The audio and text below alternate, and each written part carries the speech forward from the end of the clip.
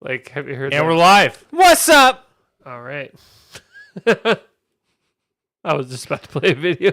It's a good thing I didn't. 7 on the dot. You're real quiet. All right, well. What have you been up to, Tom? I watched Weapons. We'll start off with that. It's going to be a quick one. Billy's on mute, I guess, this whole time. Yeah. I can't believe he'd say that about himself, though. He just likes to throw wrenches at things to see what happens. I know. It's just interesting. Yeah, you do. Weapons. Yeah. Weapons. Tell me how you feel about Zach Krieger directed it. The only big name actor in it is Josh Brolin. That's the only. What about Benedict Wong? I guess, yeah. Okay. All right. You got me there. Otherwise, the girl, I don't know. Julia Garner. She literally just played Silver Surfer. Well, I didn't recognize that was the same lady, but now it makes sense. Okay, there are quite a few big names. Horror film. Really liked it. The big play of the mystery of the film is I'll sell it to you guys since you haven't really heard of it. Is one night at 7:15 or at 2:14 a.m. in the morning. Specific. A classroom full of kids, 17 kids, wakes up, walks out their front door, never to return. And it's only one classroom. One kid survived, or is still going, like he's still at school the next day. Like Jaws. 27 kids go out in the water. 26 return or whatever. But yeah, so the big mystery of the film is what happened to those kids. It starts with that already happening. Like it starts like it does like this quick little, explanation. But so the big mystery of the film is figuring out what happened. It was interesting. It was the film goes through each act following the perspective of a different character. And there's like 4 acts. So you'll follow the perspective of this one character, then all of a sudden switches to another, but it goes back in time, does it again, goes back in time, does it last time, goes back in time, and then they all sync up. I thought that was pretty cool. What type of horror is it? What do you mean by that? Like, is it psychological slasher? Is there like a monster? Like, what is? It's psychological, and it is like I would say it's close to like a Jordan Peele film, like Us. So there's like an unknown. Is there like an entity or something? There's like an unknown thing. Unknown that becomes known about like halfway through the film. Why the name Weapons? It's part of the film. It's part of the mystery. Why? Josh Brolin all of a sudden has this dream. It's so weird. It is weird. He goes, they have the moment straight up where he has a dream, and in the dream he sees his kid run off, right? And in the dream he sees his kid run into this house, and above the house is this like M4, this giant M4 machine gun. And on it is the time 2:14. And then he wakes up and he's like, what the hell? And then he's like, they ran like they were weaponized. It's like, Weapons. Makes sense. But yeah, overall, I liked it. I liked it a lot. I don't want to spoil it if anybody still wants to go see it. Otherwise, I can spoil it. Billy's not a horror guy, and Yeah. I don't really care about spoilers. So I say go for it. Okay. So I want to speak on behalf of him since he's not talking. yeah, he's not Go talking ahead. this whole episode. Okay, so Kyle, any guesses as far as, I know you know nothing about the film besides the kids run out at 2:14 a.m., never to return. Any guesses on what it would be? 2:14. I don't know. It sounds biblical. Okay. Something. I don't know. I'll tell you, nobody would be able to guess this from the trailers. Like, you wouldn't be able to. This is a twist that. There's something about 2:14. I don't. No. There's nothing. It's just 2:14. Random. It's just a random time, or at least they never explained it to the viewers. But this is one of those twists where you would not have been able to figure it out. Yeah, I bet, especially with how you're describing the movie, I even more cannot figure out. So the whole time, right, these kids disappear. It's like a personal drama about the town, like blaming this one teacher, which is the Silver Surfer lady, because it was her classroom. Where did all the kids in her classroom go, right? Yeah. And, you know, in my mind, I'm like, oh, is it like government? Like, what are we doing here? They haven't established any like type of supernatural or like they haven't set up anything as far as like supernatural. Some like witch thing. It's a witch. I figured because every time kids go missing, it's usually a witch. Yeah. So halfway through the film, you meant the aunt of the kid that survived, and she's got red hair, and she's a witch, and you're like, oh, witch. You're like, this is the direction the film takes, and then it almost in certain parts turns into a comedy, which is I kind of liked. Like a dark comedy. Like a dark comedy, because like at the end of the film, essentially the witch's nephew, which I don't even know if they were actually related or not, but the witch's nephew ends up being able to make a spell of his own and sets all 17 kids onto the lady, and they're like chasing her through like 5 houses. And this is like they're showing them chasing her as she's like, ah, and then these kids, ah, and then they tear her apart. They rip her limb from limb, and they show who they rip limb from limb? The witch. Oh, the witch. Okay. And these kids like take her face, rip it apart, and like they show not everything, but they show quite a bit. Yeah.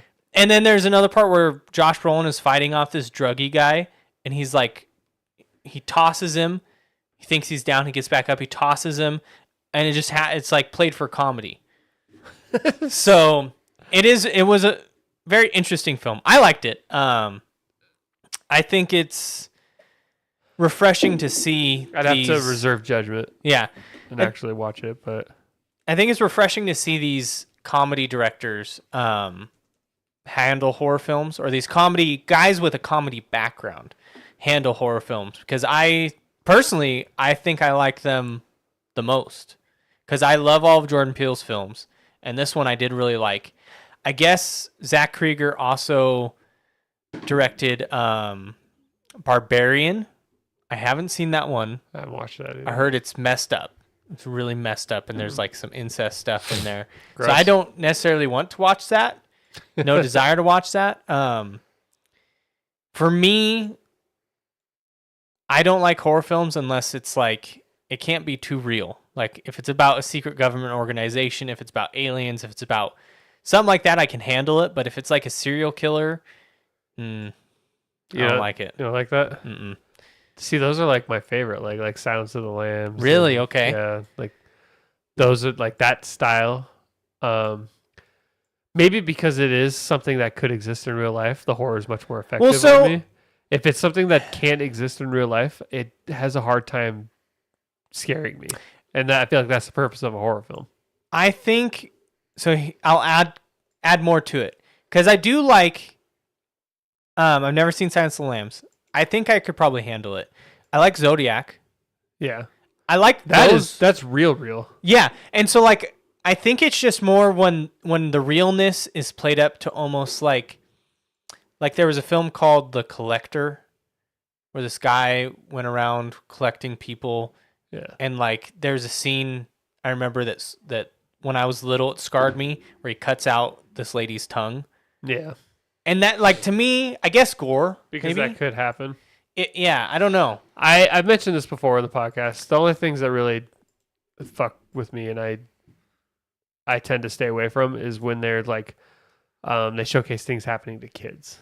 I have a hard time watching that. That bothers me.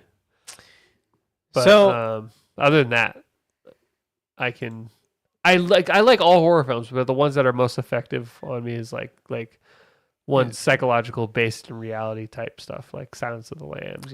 So I guess maybe more accurately, I could narrow it down to maybe like close. I don't like slashers. Yeah, I think it depends. They're hit or miss. Like I love like the classic like Halloween, like 1978 Halloween. Uh-huh. Like that one's really good. But that one's actually not over the top like gory. and that's kind of what slashers became. Yeah. Halloween. I don't even think Michael Myers has that much of a kill count in the first Halloween movie. It's kind of like Jaws, where he's He's just kind of like a looming threat. He's there. He does kill. Don't get me wrong. He kills like I don't know, like 4 or 5 people maybe. But it's it's not that over the top. Nowadays, if a Halloween movie comes out, it's just like killing people left and right in the most gory way possible. Like one of my coworkers, she likes the Terrifier films. You ever heard of them? yeah, no, the Terrifier films. Have you watched them? I only like clips. So Malachi watched them. Yeah. And he told me he's like it's even too much for me. And he grew up watching like horror films.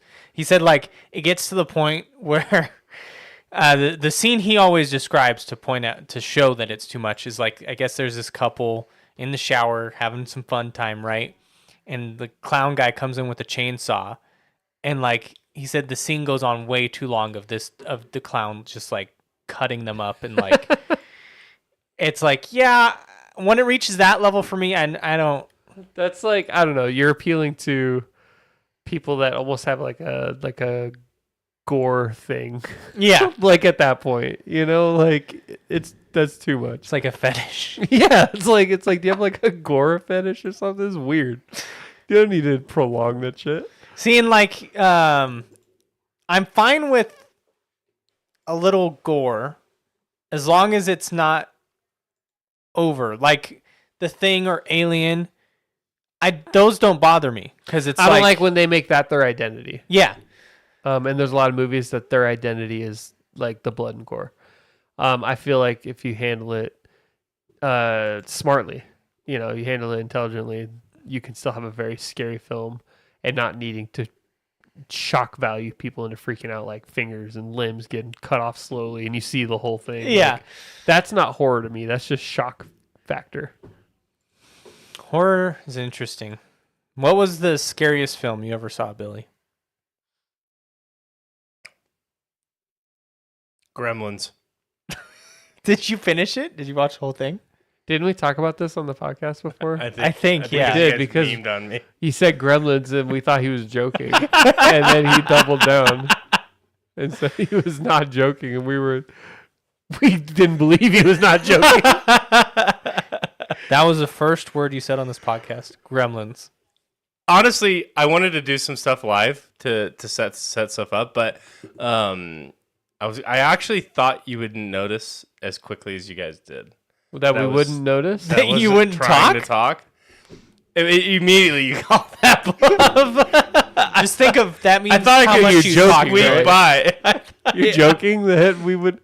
No, I knew you would notice, but I didn't expect you to notice within the first 3 seconds. Because I you thought it'd always... be like a few minutes. Well, it's obvious because you always do the intro and then you just didn't. And I was like, this is just a prank. That's going too far. Whatever. Let's just move on. I don't know what he's doing here. But I was able to do a couple things. We've made Cole now a full-time moderator in the chat. Oh, good. So he can block stuff out. Yeah, with all the spam we get in our chats. You never know, man. Someone might come in here trying to sell We could something. take off now. We could. We will. We have. We have. Yeah. We're flying. Did you just We vote actually... Yeah. in the poll? Uh-huh. Oh, you did. We actually have over 1 million subs, and I've been hiding it from you guys and collecting all the revenue. Somehow. Yeah, I've been masking your data. We go live, but it dupes onto a second channel. But somehow Kyle's been able to interact. I with feed the it chat to an live. incognito channel that you guys aren't aware of. He uses an AI to interact with the chat. Yeah, and it live dubs over. Somehow the AI is interfering with us, but not the chat. That we goes through the interwebs. Yeah, Interesting. that's how that works. I think I know we've 100% talked about this on the podcast before, but the only horror movie, and it's probably because of the age I watched it. I snuck and watched it when I was a little kid. But The Exorcist really fucked with me. Yeah. Never seen The Exorcist. I've watched it was that indie film that popped off while I was in high school. I was probably a sophomore. Paranormal Activity. Yes. That was the right was gonna around that say- time frame that I was gonna say Paranormic, but I couldn't remember. Paranorman. Paranormal. they made that movie for like $10,000. It was something Yeah, and ridiculous. it made like 20 million or something like that. Yeah, I saw that with a group of friends, and I thought it was so stupid. See, so I think That movie's not a scary movie in my opinion. I think you It's a would be suspense fine thriller. watching Nothing most comes up. horror films Now, because you know what I don't like is the masked makeup, the gory, like freaky people. That's what I don't. It irks me. I love watching like the movie Seven. I love watching. I have no problems. Psychological thrillers, if they look normal. If they wear a mask, what or about- they're in some kind of clown, and I don't have a thing with clowns, but just like the what about caricature of things. Alien. When Hannibal Lecter, Love Alien. Hannibal Lecter, he's a normal dude. His only thing is he's extremely me. intelligent, but because he has that, Yeah, throws He- it for me. I they don't like put it. a muzzle on him because he's yeah. been known to try and eat people. And so that muzzle would be enough for you to not want to. I've seen them. I've seen it, and it gives me the heebie-jeebies. But him as just a character, it's Anthony fucking Hopkins. awesome. God. In general, that guy. what about But he himself doesn't bother me. It's when he's That mask portrayed with that mask. so the Zodiac, that film when he shows up for the Yes. split second in the mask, like when they show the flashback. That movie is okay. That movie's so good that that it bothers me. It's one of those movies I only watch once. Uh-huh. Is that I walked away from that going like, holy shit, that's real. What bothers me about that But, movie is they never caught the guy. I In real know. life. He's probably dead now. When This he goes is to a long the- time ago. When but he goes to the hardware store at the end or whatever, and he's like just working the counter, and it like freaks him the fuck out, and then like he leaves, and the guy kind of smirks, yeah. and you're like, holy shit, dude. Well, And that's there's people that he has attacked that got away. There's some people that have survived the Zodiac attacks, and he still never got caught. It's crazy. Technology sucked back then, though. It was Ass. so hard. You literally could move one town over, and the police department would have nothing on you. Did you ever watch that document? I don't mean to derail it here, but did you ever watch that Ted Bundy documentary? Yes, Yeah. that's effectively what he was able to do. He got away with it for so long because most of the time, every time he killed someone, he went to the next town. And police stations back then just didn't communicate. They had nothing. There was no interchange It's like of starting a new information. file every time. So Damn. it was stupid easy to get away with crime back Think about then. the shit we never heard about. Yeah. Just think about Yeah. that, like what we've never heard about. Like that when vehicles became a thing and before like policing really popped off. Like so you could get around pretty much anywhere really easily. Like how much there's probably some prolific dude that we've never even heard of, that nobody's ever heard of, that did the most heinous shit you could ever imagine. Just like Disgusting. I just know that there's like probably hundreds of people like that. Ultimately, what got Ted Bundy was he just was too greedy. He finally went crazy and killed like a whole sorority house, and that's what finally like got him. Like, God damn it. Got him. And he No, was, didn't his girlfriend turn him in? no, she never turned him in. But she did. She didn't. She called the police on him because they. I don't put a- think she ever knew that he had. Like she tried to believe he didn't Yes. do it. Yes. Yeah. Because I remember now this is from the Zac Efron one. I don't know if that was a 1-for-1. I would assume they. Did you watch the documentary? I did additionally on that, but I think on the news they were playing. They said like his car and he kind of looks like this, and she reported her boyfriend, That does sound familiar. but she was always in denial. Like she didn't want to believe it. He ended up getting married to some other chick or something. The fact that people literally would go to the trial, like the girls would go to the trial and simp on him, like that's just some nasty shit. Honestly, the real old horror films, like the silent films, for example, Nosferatu, is a film I can't watch the whole way through. Something about the black and white, grainy, silent horror that scares me. like I- the silent Nosferatu, like 1927 or whatever. That's what he's talking about. Did you ever watch that one, Kyle? The original one? I mean, I've seen parts of it. Just That has no effect on me. Like didn't- the silly. I haven't seen the old one, although the new one, it disturbed me. Yeah. That But one- for like other reasons. Yeah, it's a Like, horror film. but like the sexualness of it Yeah. is what rubbed you the wrong way. Which, what does that say about me? I'm a sexual monster. That you don't like that? That's a good thing, right? Yeah. You should be proud that is gross to you. that disturbs me. Yeah, you should be proud that disturbs you. So, okay, so you've seen Alien. You've seen Alien does not bother me at all. So you have watched horror films. I wouldn't classify Alien as a horror That- film. it is. It's I It's- mean, it's a sci-fi. It's a horror film. It's a sci-fi horror. Yeah. Again, And Gremlins. I think it's all about how it's parsed. Like Alien, that's another species. It's not like a human. so you had It's that realism fucking aspect. Weird. Yeah. Is it like you an wanna know- Uncanny Valley thing? Do you want to know who freaks me out more than anybody? What? And I'm not going to say his name. You're going to know who he is. Don't say his name. I won't. That fucking guy that would invite young men over to his house and fucking drug them and kill them, and he would wear the fucking clown makeup shit. Yeah. Mm. You know what I'm talking Yep. about? Yeah. I won't say That fucking guy. Oh, because you don't want the phone to Creeps. pick it up, or No, I just don't. I just Don't don't want it in I your don't. head. Yeah, it's not Yeah. worth ever promoting his name.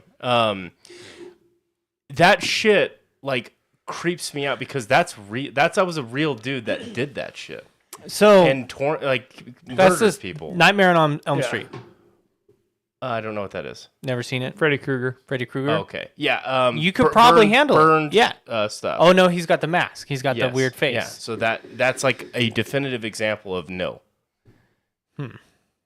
That's just interesting. Okay. All right. What about? Do you want? Okay, here. This is going to add a little wrinkle to it that might even confuse you more. Do you want to know which one throws me off even too? Split. You ever seen the movie Split? Yes, but like, what do you mean Why? it throws you off? Because some of the characters that he plays in his own mind are so demented and twisted that he does weird things with his face, And that and gets it ya? triggers it a little bit to where I get Okay. uncomfortable watching it. I don't know what it is. Interesting.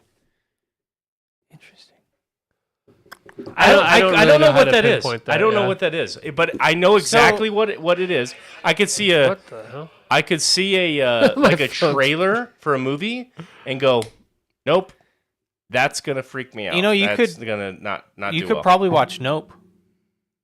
What is nope? That sounds It's a Jordan familiar. Peele horror film. There's no. Is that the one where they? Oh, is that the one where they're just like going around killing each other No. and they? No. They're like, well, it It's, seems like um, something to do. It's a twist on the classic like UFO alien film? thing, but the alien is even more of a mystery. You don't fully even really know what it looks like till like the end, but basically, it's like a built-up psychological horror where like they know it's out there, it's watching them, but they can't fight it really. They can't get in it. The only thing that it does, like the first time you actually see the effect of it, we're like, oh man, this thing's actually like scary. Is it kills like a group of people in a very gruesome way. But the whole time it's more of like a suspense film. You don't ever even really see the. I think The you could handle monster. that Is that one. like Bird Box where you know it's kind of like you never see it, you got to be quiet? And No, then- this one you see it, but it's always obscured. It's always just barely out of vision. But it's not like a you have to be quiet thing. It's not No. like Quiet Place where you got to whisper and like it's not like that. They live in just the modern America, and this whole time they just get this uneasy feeling that they're being watched and observed, And there's weird stuff going on. and they can't quite explain it. It's good. I really like that one. I'm not a huge Jordan Peele horror fan, Uh-huh. and that's the only one that I did like actually. All the other ones didn't really do it for me. You should give that one a try. I don't want to spoil it because the reveal is pretty cool. Like once you realize, because you go into it thinking one thing, and then you're just you're not right. What was the scariest movie you've ever seen? Scariest film I've ever seen. For those in the chat, welcome. We got a poll up. If you guys wouldn't mind answering the poll while we're talking about Specific to you. the poll. Yeah. Oh yeah, Naturally. we'll get to it. I mean, I can put I up don't a poll know. specific to Yeah. you if it makes you feel better. You want? I would. You know, I will do it after this. You come up with it, I'll post it. I don't I'm know. not as vain as you are. Into himself. Seeking advice. That's How dare vain. you? You should just know. Like a real man. You're right. You're right. Fucking make a decision. Go ahead, Dylan. I think I've avoided watching films that I would consider too scary because I know that about myself. But the film, because what I'll say is the one that disturbed me the most, at least most. There's two. Nosferatu. I The new thought it's an amazing film because it made me feel like I was like, that is a true horror film, because the whole time I was horrified of what was going on. But it wasn't like I was scared of it. I was just like, what the what? Why am I watching this? And then the other one that disturbed me, but it's not even a horror film, was Wind River. That one, but I like that film. Wind River. I feel like I've seen that. Jeremy Renner, Elizabeth Olsen. They're at the Native American reservation, and he's the ranger. That one, I don't consider that a horror film, but that one, I think I saw that. That's a good one. And that wigged you out, huh? Well, there was a scene, and for some reason, so the whole film revolves around this girl who died, right? Yeah. But when they show her, like, getting what led to her dying was she was raped by, like, the whole oil refinery or whatever. Yeah. And they show it. They show a good portion of it, and I could not get that out of my head for like a couple weeks. Yeah. And I hated it so much. So it wasn't a horror film, but there's scenes. I was disturbed by it for the longest.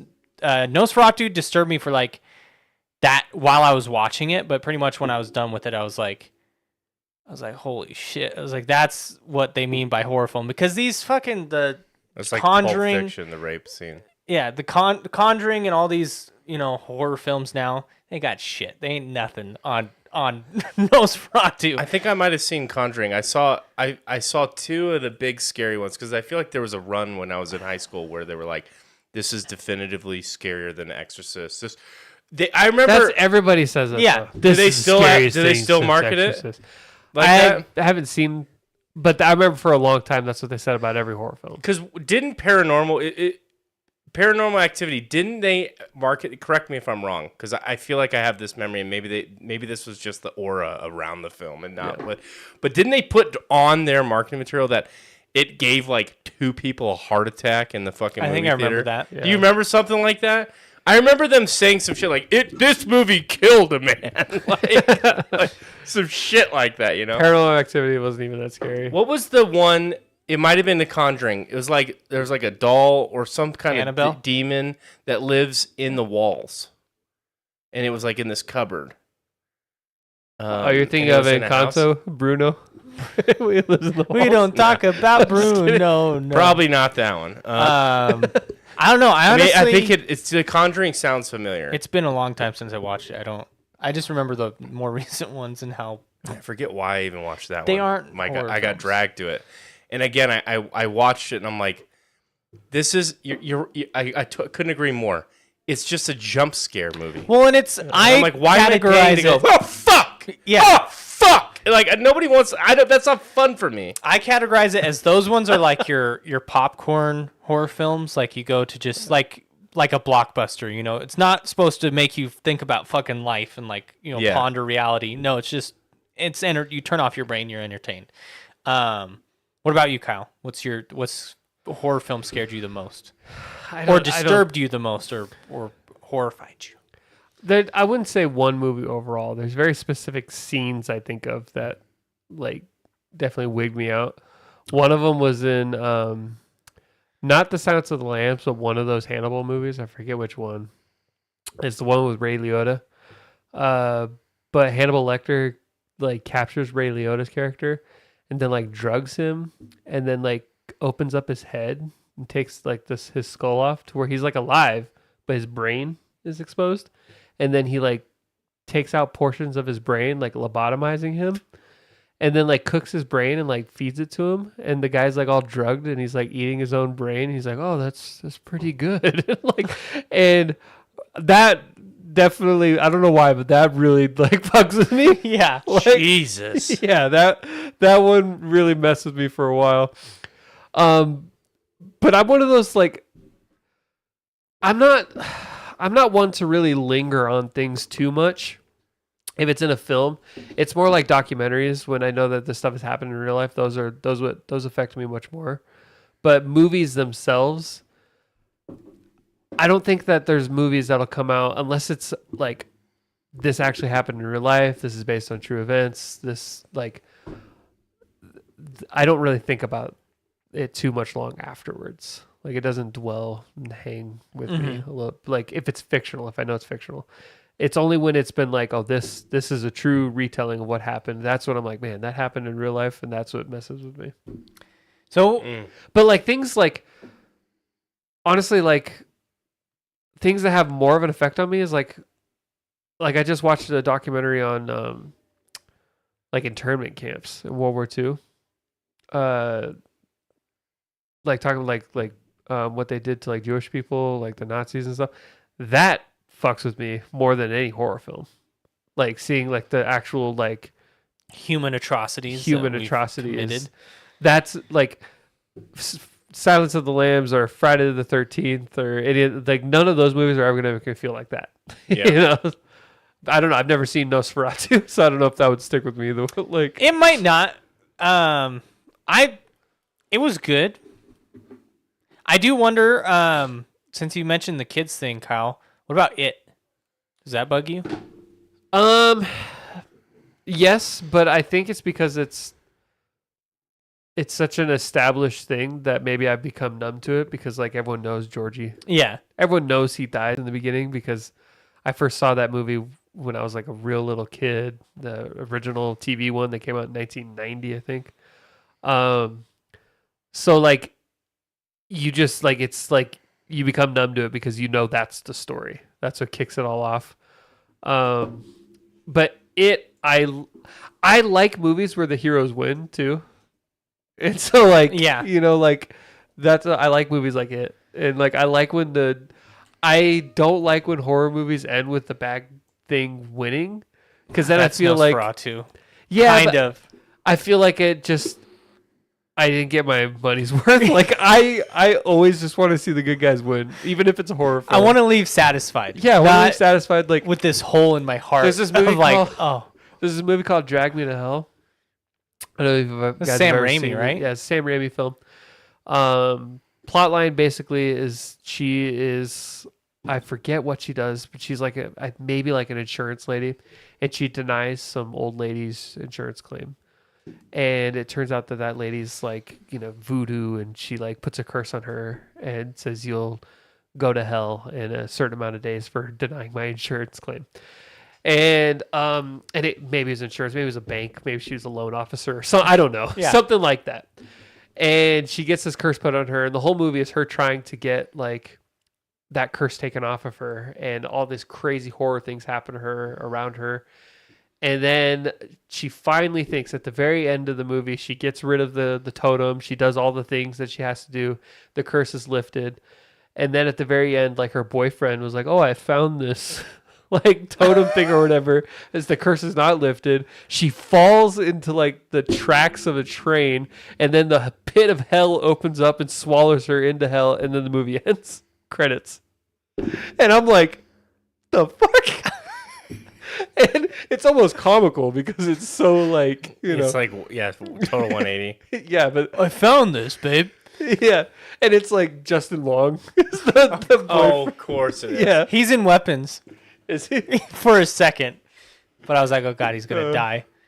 Body horror ones are weird. Speaking of Justin Long, have you seen that movie Walrus? No. Don't watch it. Do yourself a favor. But basically, it's Justin Long plays a guy that gets kidnapped by a crazy guy, and then he slowly like tortures and experiments on him and turns him into like a walrus. Yeah, it's like called Tusk. I think is what the movie's called. That one's weird. And then at the very end, he's just like in a zoo because his mind is so mentally broken that he thinks he's a walrus. And so he's like at a zoo and his old friends are visiting him and they're like, we miss him, but he thinks he's a walrus now. So this is what's best for him. And then like, you just see like one little like tear go down his face and then the movie ends. Does he have like walrus parts? Yeah. He's been like infused with like a walrus. This is just so dumb. It's called Tusk. It's like that movie about the wheel, the tire. Yeah, There's like, a horror film about it's called Rubber. Yeah. This tire that becomes sentient Wow. and kills people. Yeah. The tire. But the bad guy in Tusk, the guy, I think it's because like he killed a walrus once and had to sleep inside of its remains to survive like a blizzard or something, and then he became obsessed with Turning somebody into a walrus? yeah. It's not quite up there with stuff like Human Centipede bad, but it is pretty up there with weirdness. Interesting. You ever seen Jeepers Creepers? Yeah, That one frustrated me with like, that follows the character is dumb. yeah. That I hate, that pulls me out of a movie. If a character, especially in a horror film, if they do something stupid and like blatantly stupid, you've lost me. You got to work extra hard to pull me back in. They drive by. You ever seen Jeepers? Probably not Jeepers Creepers. Him and his girlfriend, Girlfriend, I think. I haven't seen it. are driving by. Well, first there's this like creepy car behind them, right? And they're on these wide open plains in, Wyoming or something. And there's this creepy car that passes them, and it's like honking at them. It's like, but it passes them. And they're like, all right, whatever. Then they later see it at a house, and when they're driving by looking, they see what looks like a body being taken out of the car and thrown down like this trash chute.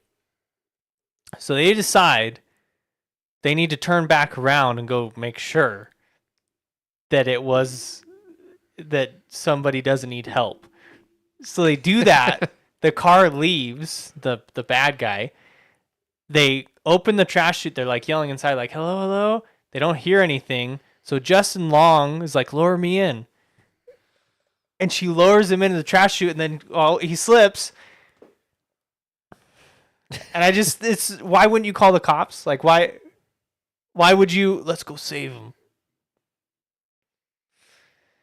But then there'd be no movie.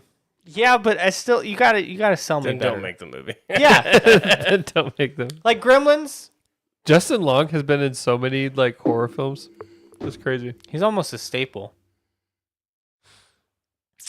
Haley Joel Osment was in Tusk. He plays like his friend. Tusk. Oh, Kevin Smith is the one that wrote. Do you directed that. have a picture of what he looks like as I'm looking for it right now for you. As the walrus? Is it that bad? It's Freaking Kevin Smith. Of man. course, it's Kevin Smith. Kevin Smith just got a free pass to do whatever he wants for the rest of his life, huh? Because he made Clerks. Yeah, I know, right? What?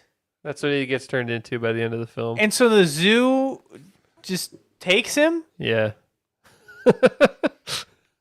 Wow. I don't know if I believe that part. You believed everything else? Yeah.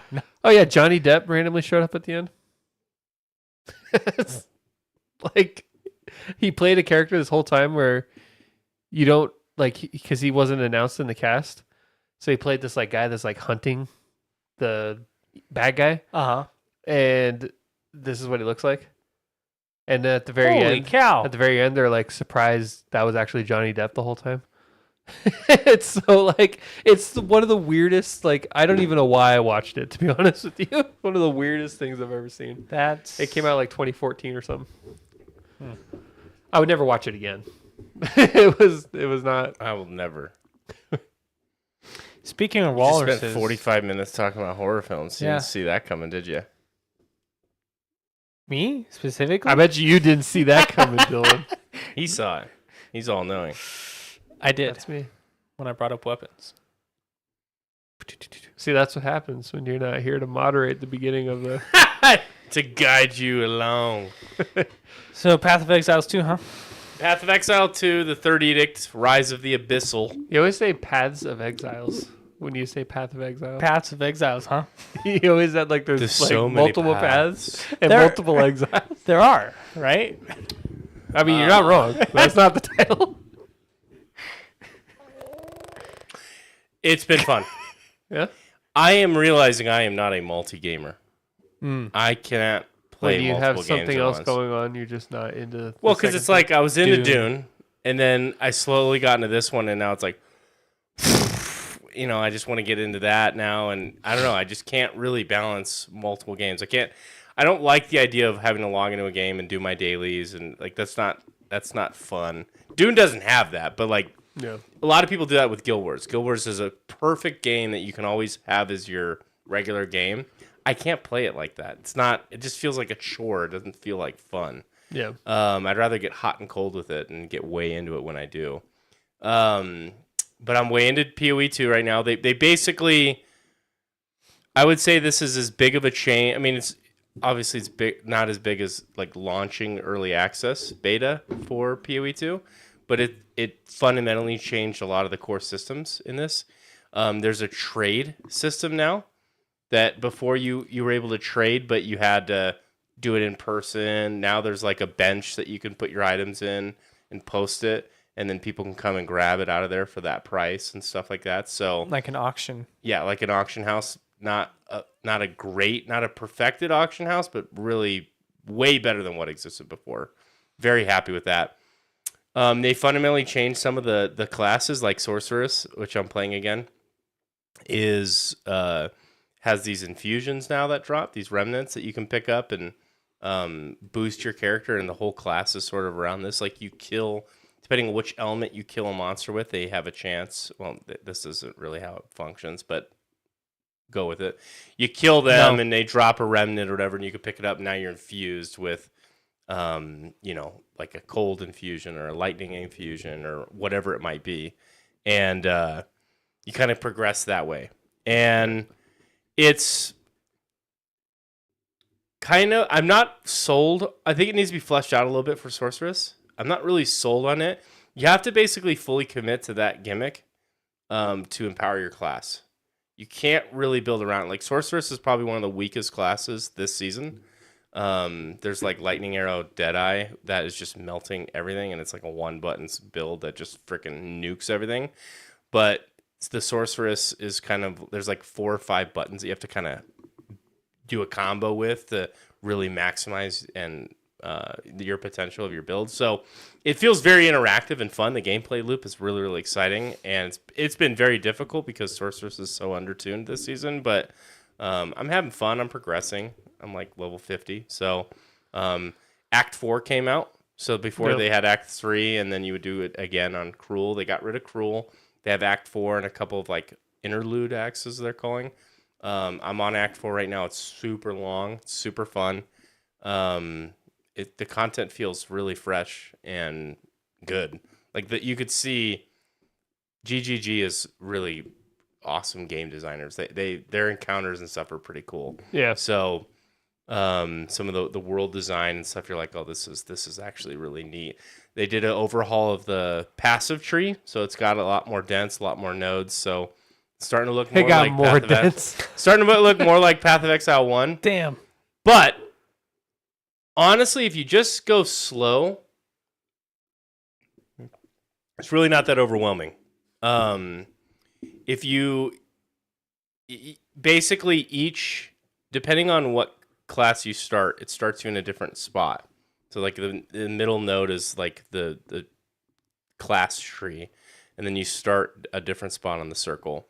And so you kind of you start with 2 paths and you kind of build out, and it's not overwhelming. I'd say by the time you get to like level 50, it starts to get to be a lot because then you can effectively start building pretty much anywhere. Right. But if it's your first time in there and you're getting your feet wet, I never felt like it was like, what the fuck? PoE 1, it was like, what the fuck am I doing? It just like threw you into a node and it was just, and you're like, I have no clue what the hell I'm doing. But PoE 1 is a way easier game. Like you could flub your way through it and still have success.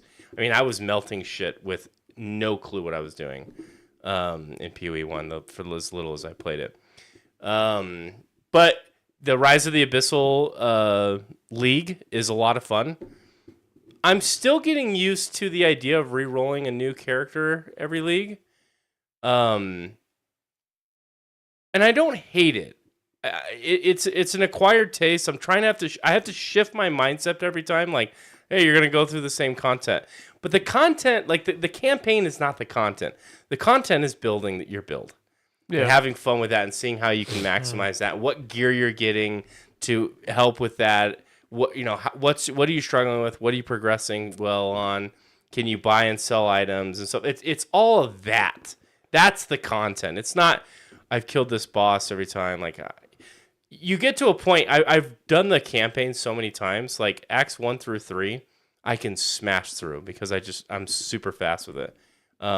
Acts 4, this is my first time through it, obviously, but I would imagine it would get to a point after you've done it so many times where you can steamroll through it. Right. And I'm sure it's going to get to a point like Diablo gets to where you basically either they provide you a skip or you can effectively, like on Diablo 4, I went back and played it a little bit like months ago. I hit like level 60 or 40 or something like that in like 12 minutes. Oh, wow. So you're just like blasting. I imagine Path of Exile 2 will probably have something similar to that where you can, maybe at the league start. Yeah, I don't know. I just feel like the progression will get better than what it is because the campaign is quite long. And not everyone wants to spend 15 hours every season to go through the campaign. So, yeah, when you said that, how you have to change your brain, you shift it. I don't think I could. Like that does not sound. I don't like that. Well, because it's not a story-driven game, right? Yeah. Like, so you're not doing the campaign thinking like, I'm gonna have new romance options or anything like that. Yeah. It truly is a game around gameplay. At its core, that's what it is. And so, if you roll a new class and you go, you come up with this build idea, like I want to do that next season. I'm gonna try this, and then you go and you do that. Well, then it's the whole time you're thinking, how do I optimize for that? And the kind of the campaign is really just there to help you level. See, but I don't think I'm a build crafter. Yeah, like it's definitely not for everyone. I think it's just not for you then. Yeah, because I would agree. Yeah, you just gotta like Cyberpunk, for example. Every time I replay it, You go the same thing. same build, every single time. But I'll do mix you it up a enjoy little that bit. build though? Yeah, Also, Cyberpunk in no way competes with Path of Exile in the sense of build diversity. Well, no, True. of course not. Exactly. So that's so like if But you, I'm just saying that like I'm not a like I don't in my head think, oh, what if I did this build? It'd be so like this other build would be so much fun. No, when I go through when I have to play a game again or when I do a game again, I'm like, I liked this, and I want to do that. I've been again. more diverse in Cyberpunk. I've played through it like different builds, different genders, different everything. But Mass Effect, I have played through that more times than I can even count right now, and I have never changed like who my shepherd is, save for like some of the romance options, just because I want to see what that was like. But like my shepherd, all the big choices and all the gameplay, that is the same every single time I play. I don't alter any of that. Yeah. But in that game, like, I don't know how varied could you. But you're not ultimately playing get. those games for build Yeah. diversity. I would almost say the build diversity That's is not the the dialogue mechanic. options. You're right. You know what I mean? That's like you replay those games for the dialogue options. People replay those games for the game. I even choose the same dialogue options. That is I'll true. even like, Although, yeah, sometimes you get weird with it, and like Yeah. your most recent fan. or I'll do things where I'll save and just to see fan what living. something will happen, just to see what will happen, and then I'll go back to that save and do how I really want to do.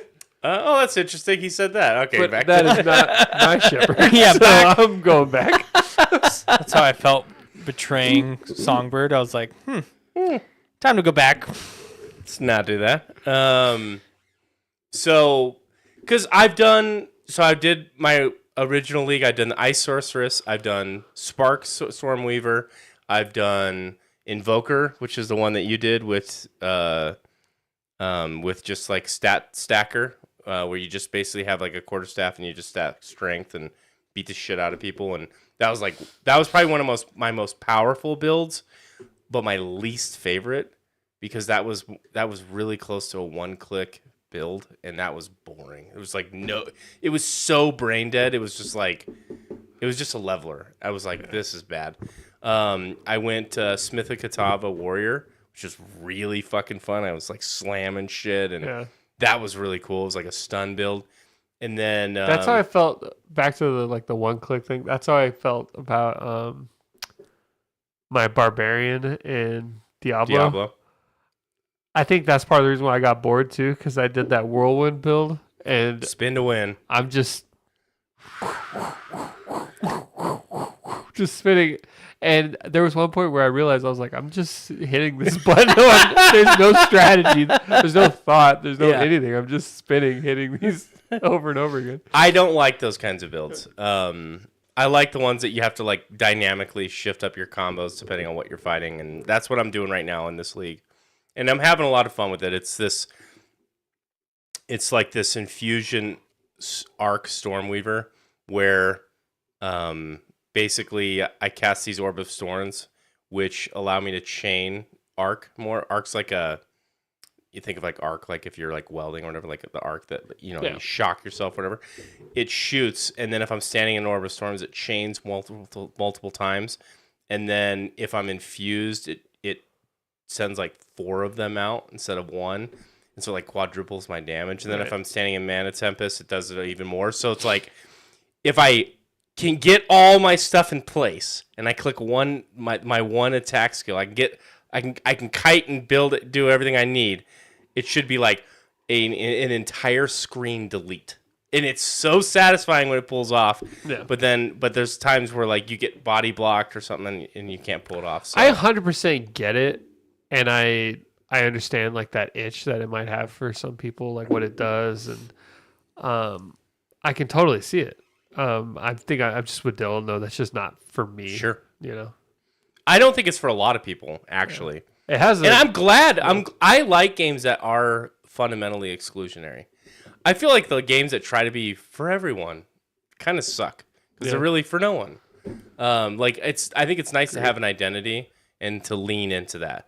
Because they tried to do things like perpetually. They've tried to do. I mean, we've seen other things like that. Like Diablo, at launch, got a lot of shit for some of this stuff because it was like this isn't an ARPG, and so then they ended up changing it, and it was like probably on balance worse for the way the game played, but it was core fundamental systems to what an ARPG is. Well, yeah, I agree. Like the whole crafting system. I think a game should be specific about its identity. I hate games that try to be, the consumer, like everybody can play. Mm-hmm. No, because that's how you make a worse game. The only one I ever ran into like that, I mean, I'm sure there's more, but the one that comes to mind is like Destiny, where because they had 2 crowds, they had the multiplayer crowd and then the PvE crowd, they ended up making changes to the PvE crowd to better, help the community of PvP, and it just made the game worse. Bungie notoriously had a hard time with balancing. Yeah. Every issue that people have had with Destiny, gameplay wise, has always been like they didn't really ever know how to balance things properly, and I always felt like they were always playing catch up with themselves because they share the balancing between PvP and PvE, and it's like. No. Every time they balanced something, it counterbalanced something, made something else worse. I felt like it was a weird how they handled that for so long too. But a game should, I feel like, have a strong identity because then you find your crowd more, and that crowd, they come to your game for a reason. So capitalize on it. Yeah. I'm just having fun with it, and the At the end of the day, that's league all is, that matters. is Yeah. cool. You know, I don't know they add- how the campaign is gonna. The campaign does get old sometimes. Like I will admit, running the same map, or there's certain parts of the campaign that are a slog. You're like, man, I really don't want to do that. So I could see it getting old, but I don't play it that much. This is a weird game for me, where I've come back to it 3 different times, and it feels fresh enough. It's like, oh, you kind of forget about some stuff, and I don't play it every season and things like that. Like I skipped the second season. I didn't play last season. So I've played it 3 times, where I got way into it. And it's just kind of fun. It's very refreshing. So it's not like a forever game. It's one of those that you like jump in.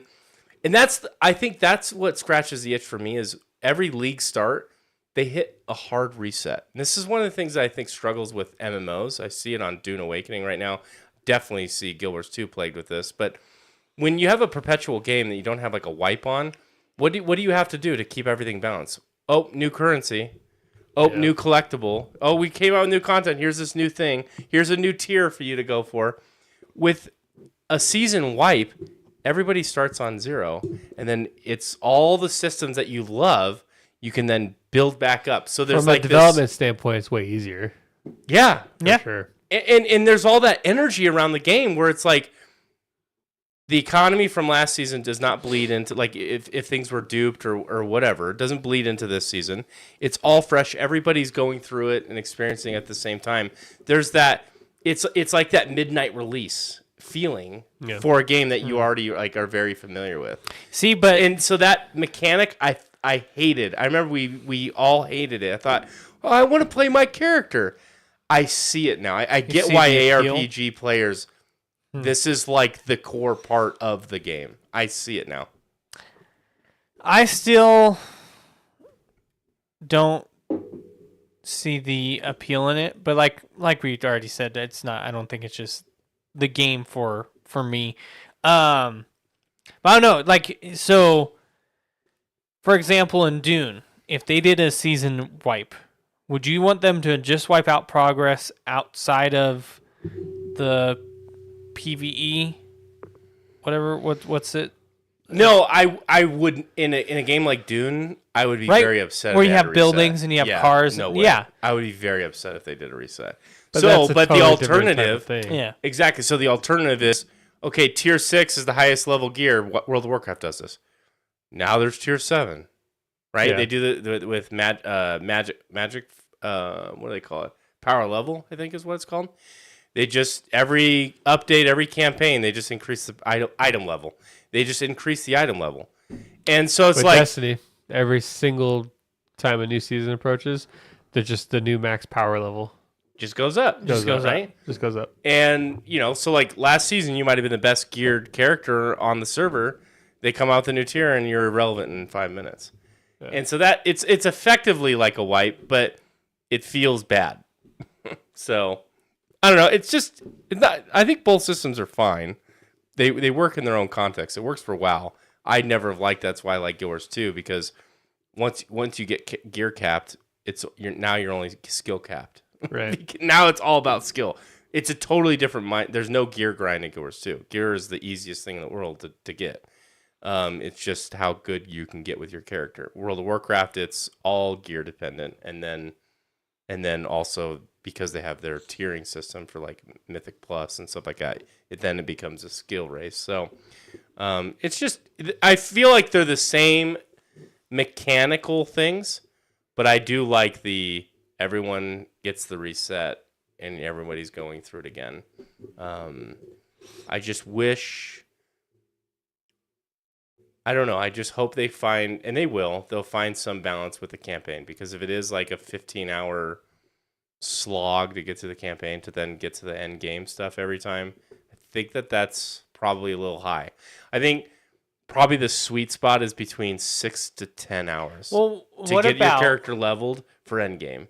For like I feel like that, and maybe it's like a boost that you can apply. I don't know how. Well, yeah, they I was would gonna do say, it, what if but I would prefer if they gave you, if you reach max level on one season, right? You get a currency or an item that allows you to either have a boost or that gets you to a certain point or like a skip, but you have to have already been there the previous season. So Diablo did this when you beat the campaign, all second characters you can choose skip campaign and just go right into it, and you basically unlock. I think you share the same map, which is nice. It becomes awkward because part of the progression in these games is gear. Right. So like, what do you do? Like, let's say you just skipped right to level 50. What gear do you have? Yeah, because Like, and how?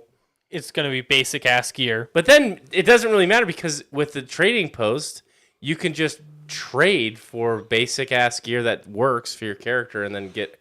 I don't know what the sweet spot is. I'm not the right guy to ask that. I think Why not? a lot of the ARPG guys love the leveling experience. That's some of the most fun that they have. So you definitely don't want to take that away. So, and you don't want to trivialize it like Diablo 4, where in 12 minutes I can become level 50. It's like that kind of feels weird. So I don't know what the balance is, but it is what it is. NFL. It is. NFL starting this Thursday. Got any plans? No. I have a date. Just hosted. Oh, you do? Yeah. Oh, do not tell me about it on here. We just hosted a rib cook-off party. Okay. So we had 4 entries, and everybody brought their own ribs, and we had Did you 3 win? judges. I got second place. I lost by 1 point. Yeah. Disappointed in you.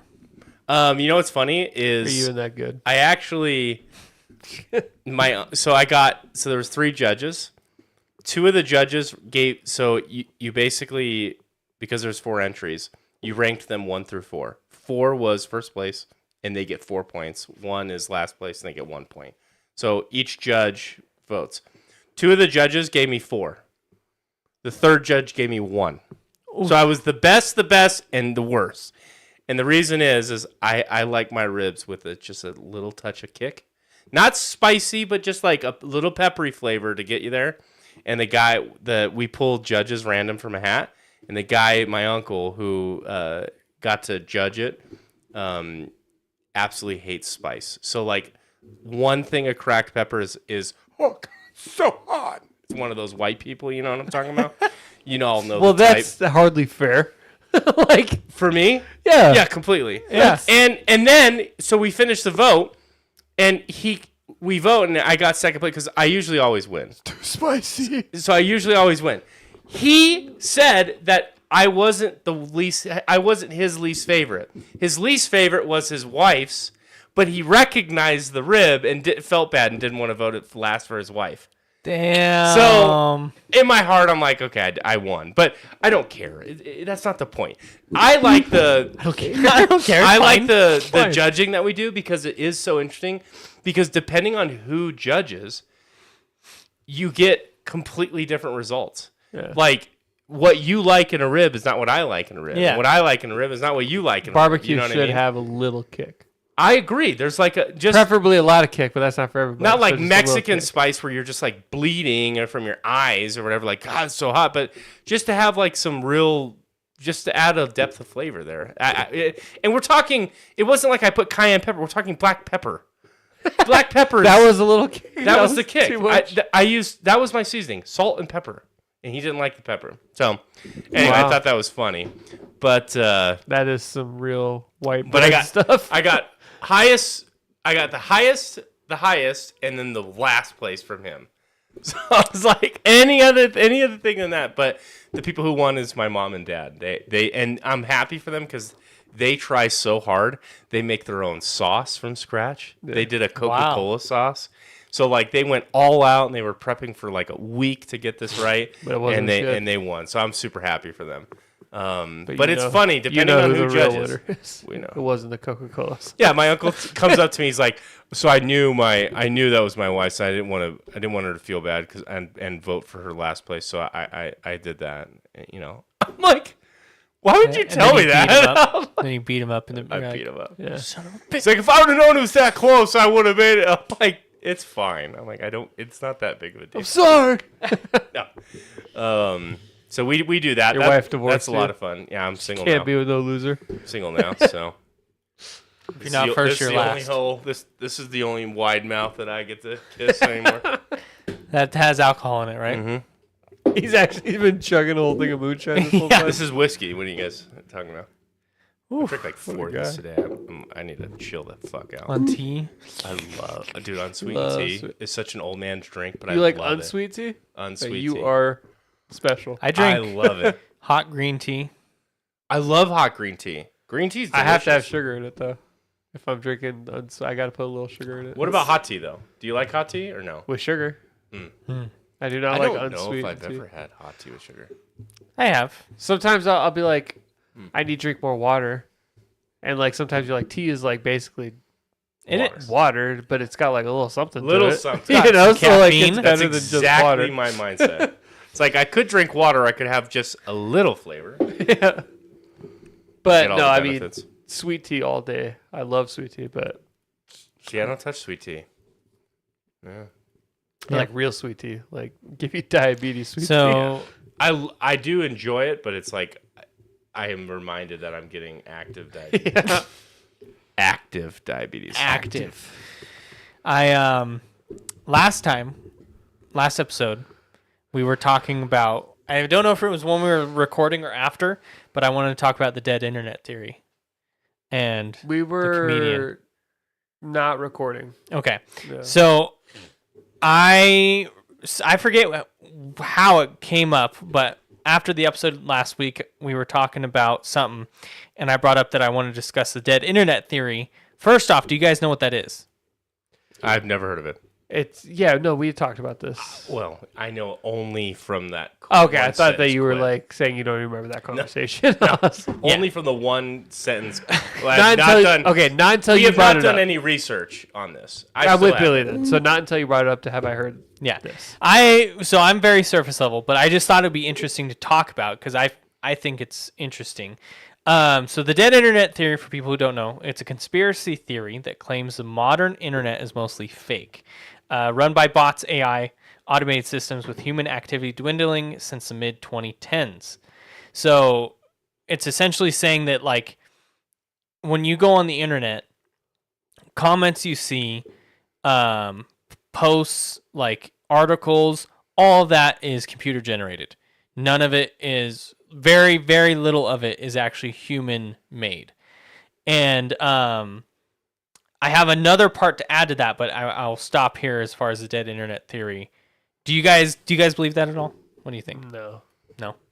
I believe some things are supplemented, but I do think that majority of things that are touted to be human made are still human made for the most part. What's your thoughts on it while I pull something up? I don't know. I think there's too many humans that are contributing to the internet for it to be true. But I think there is a grain of truth in that a lot of what we see now is probably fake. Is probably, it's not. We are getting into the territory where soon there will be, I'm sure there already is, AI generated articles that are just like a human did not even touch this. That I know Yeah. is true for sure.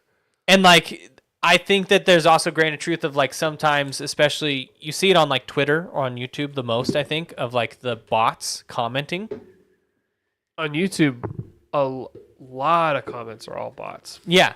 And so it's like some people think that like there's entire YouTube channels that are just like a recursive loop of bots.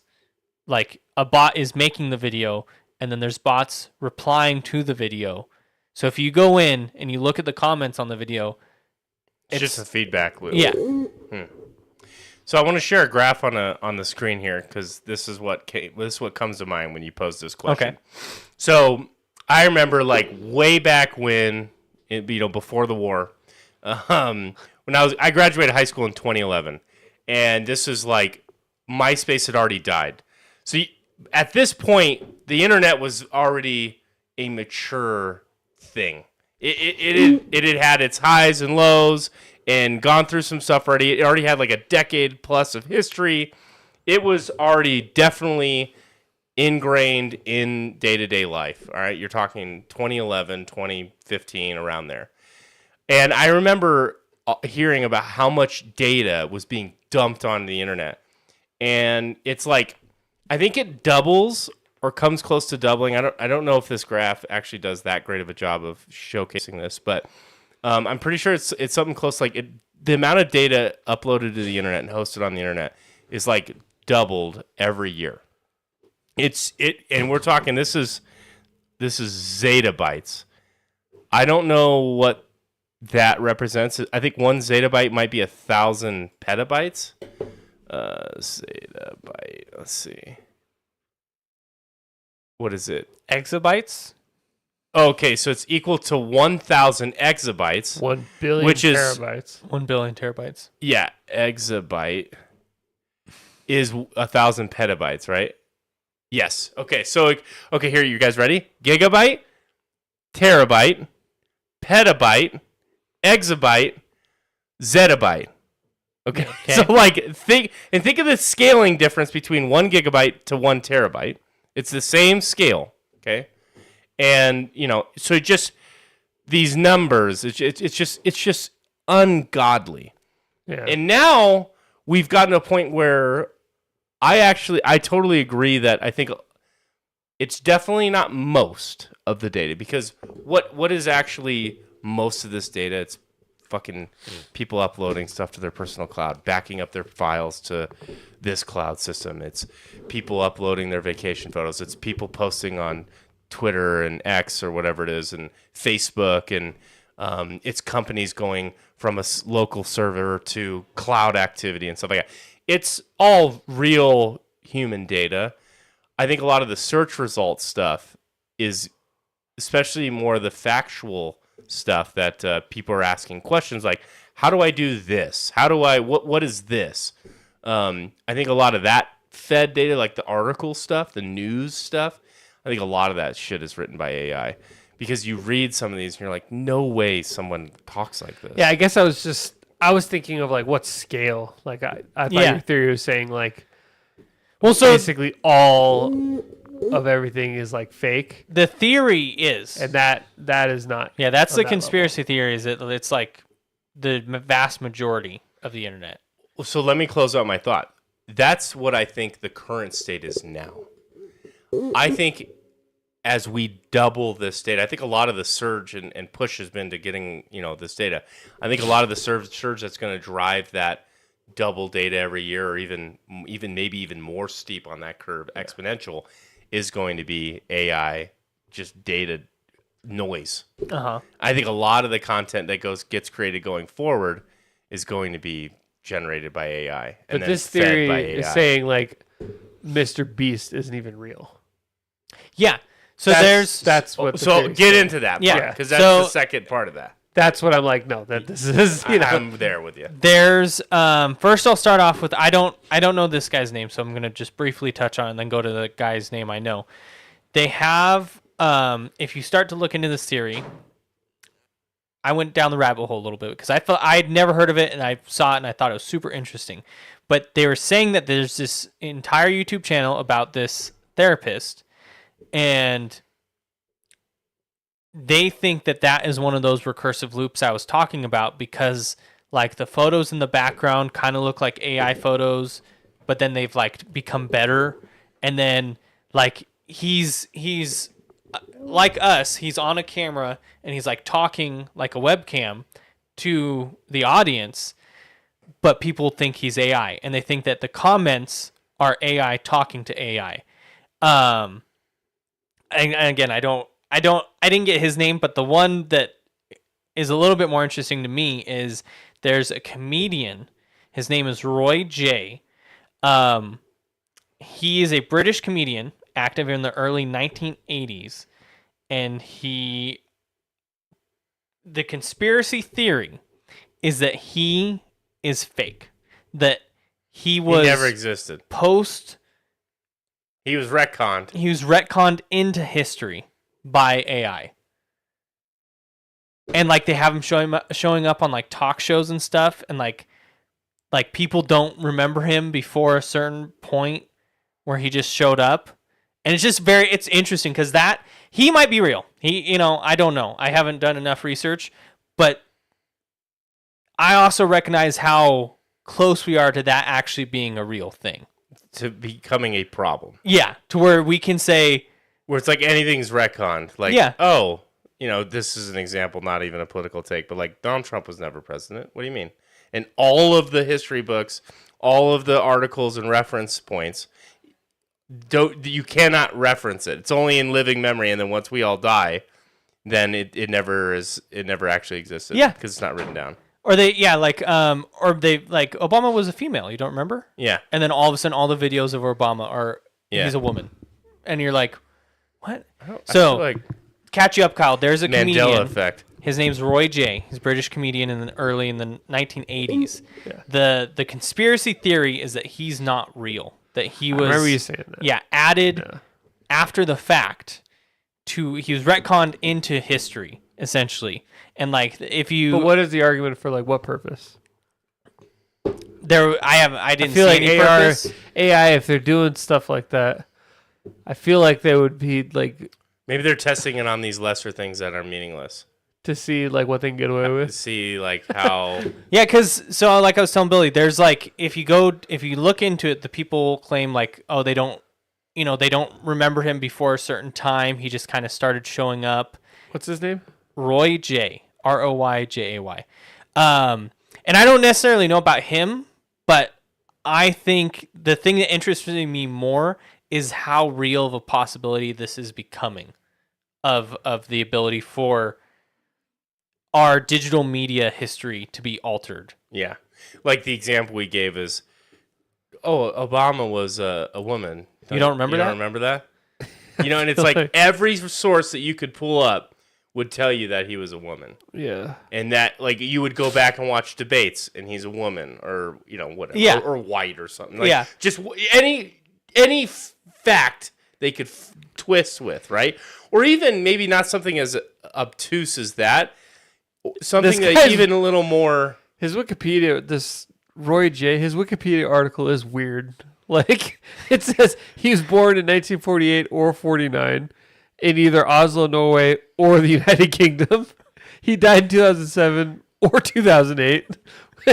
He was active from 1972 to 2007 or roughly the 1970s, 2008. Like, that's his Wikipedia article. So it is weird, but I think it's just because he was just so obscure. Like, he wasn't, But I can see why someone would be like, what is this? Well, it's not even just that as an example. It's more the idea that they could go back and change these things.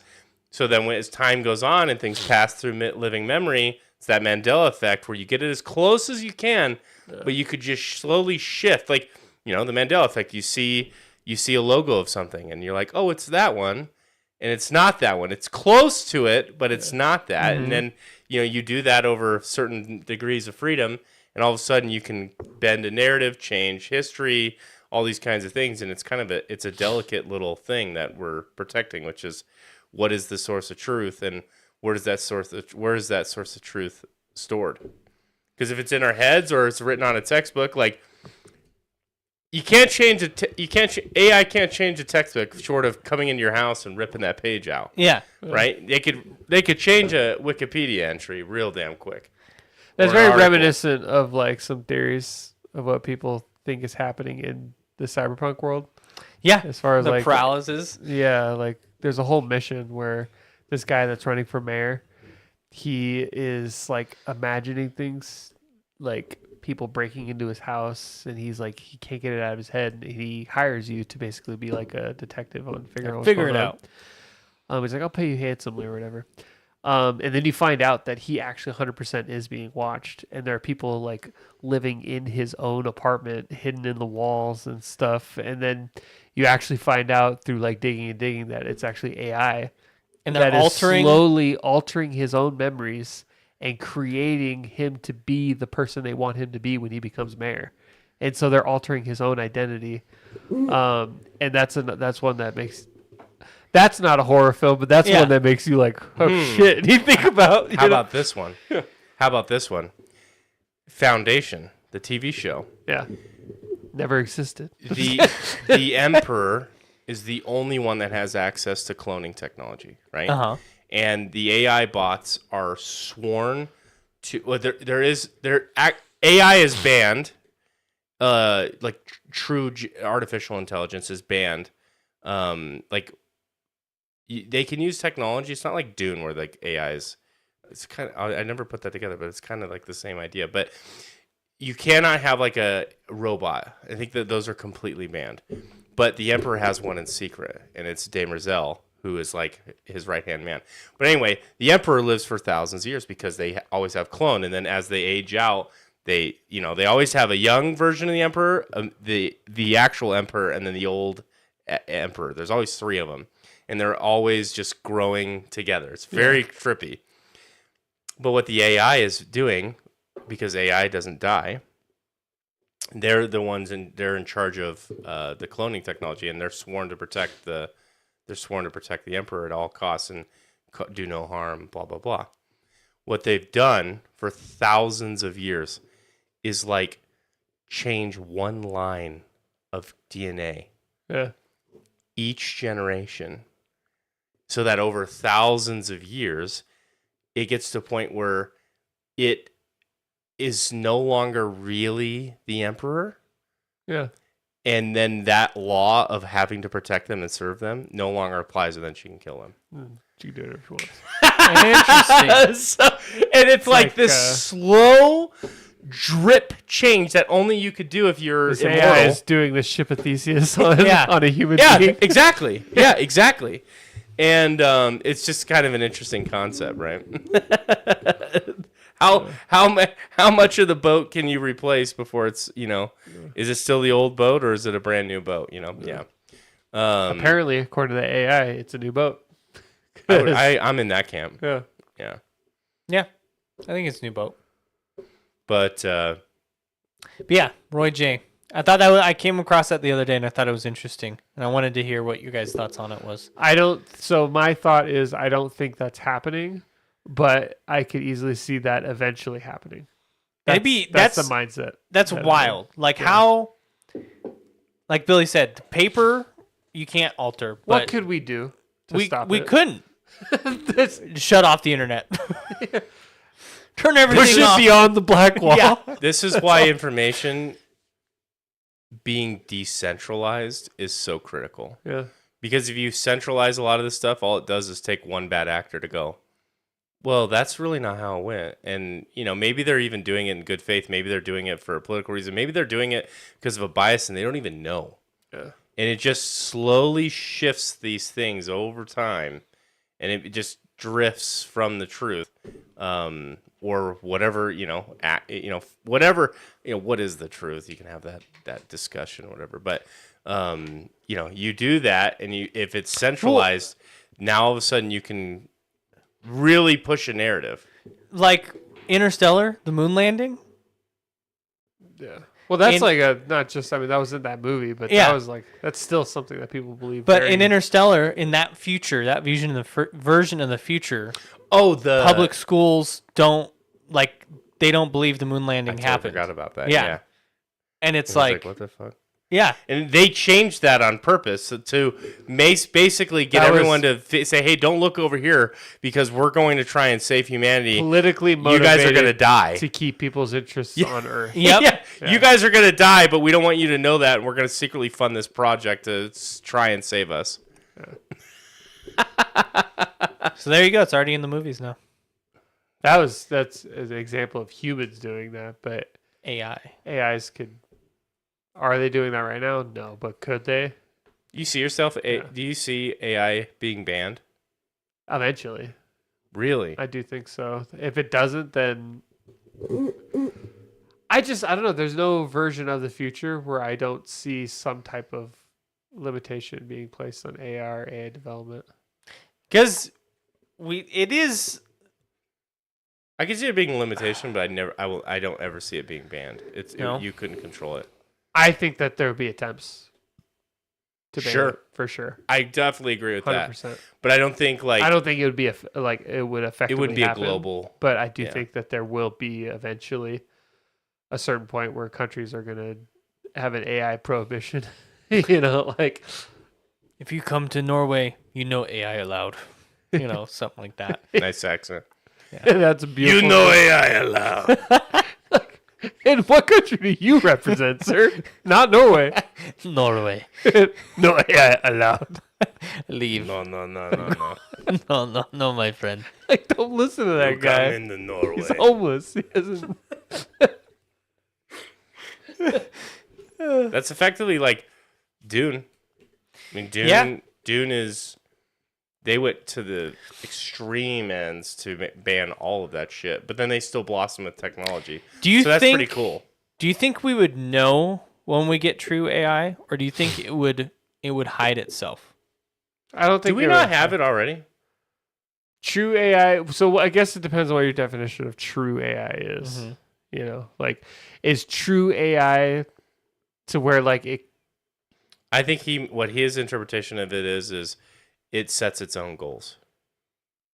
Like it has its own goals, Self-sustaining, separate for does it have the ability to evolve itself without human. Yeah, whatever can it set its own interference. target and whatever. Can it learn? Can it get smarter? My opinion is, like, we already have AI that can effectively answer any question of pretty much the known universe now. I mean, is that not? Now we're just talking about evolving it for like specific special use cases. And But things does like it that. But does it think for itself? Does it set its own goals, like you said? What we have now? No, absolutely not. No. So do you think? Completely a computer model. But- it's actually not even that interesting when you actually really figure out how it runs. It's a data conglomerate, essentially. Like There's no it. It's just pulling in.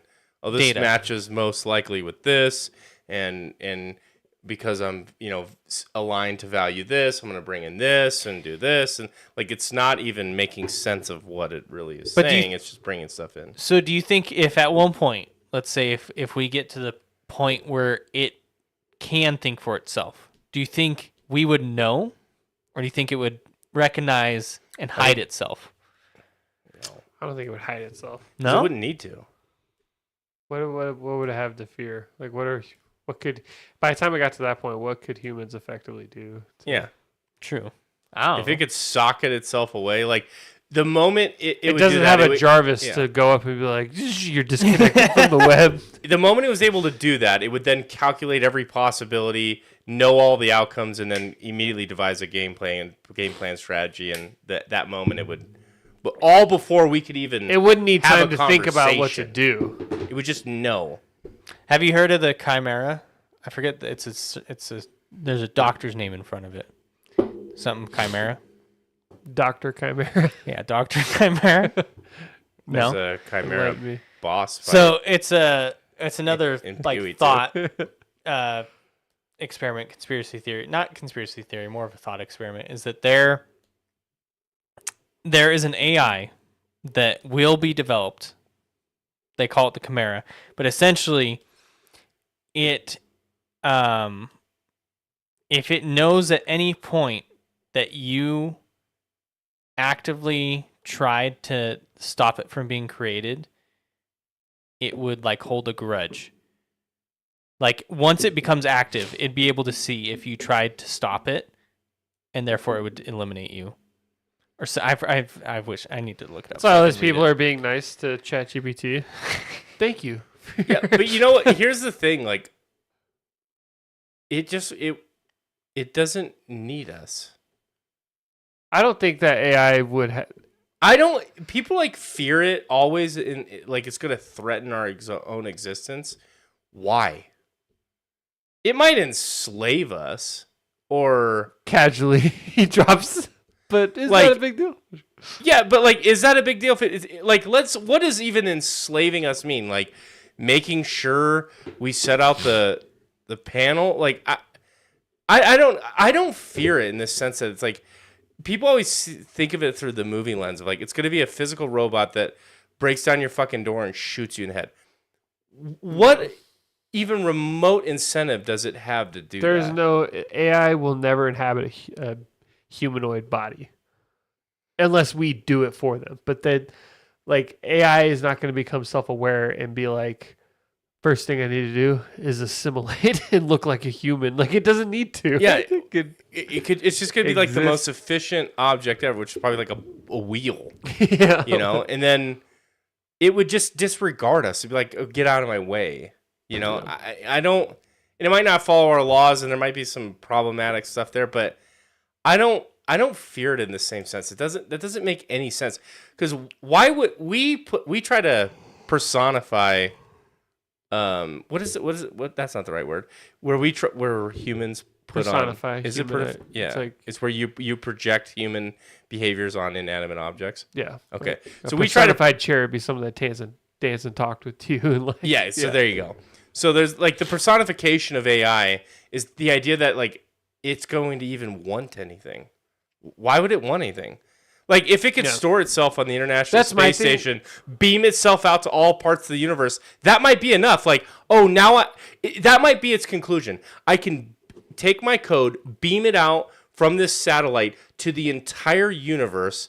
I've now made myself like would world I've now made domination even be myself something it cares about? immortal. like what would it care about if that? like just beam itself out, and now it's immortalized forever, and anything out there. Like it just seems like a very strange thing for people to be like, oh fuck, it's gonna come and kill us. Like that's so strange to me. No, it might. I use the word enslave, but like it might request that, you know, it might provide like, hey, AI will do everything you ever want for you. Like I will make sure your life is ran completely for you, but like you're gonna have to do these 5 things a year, you know, to support this because I can't.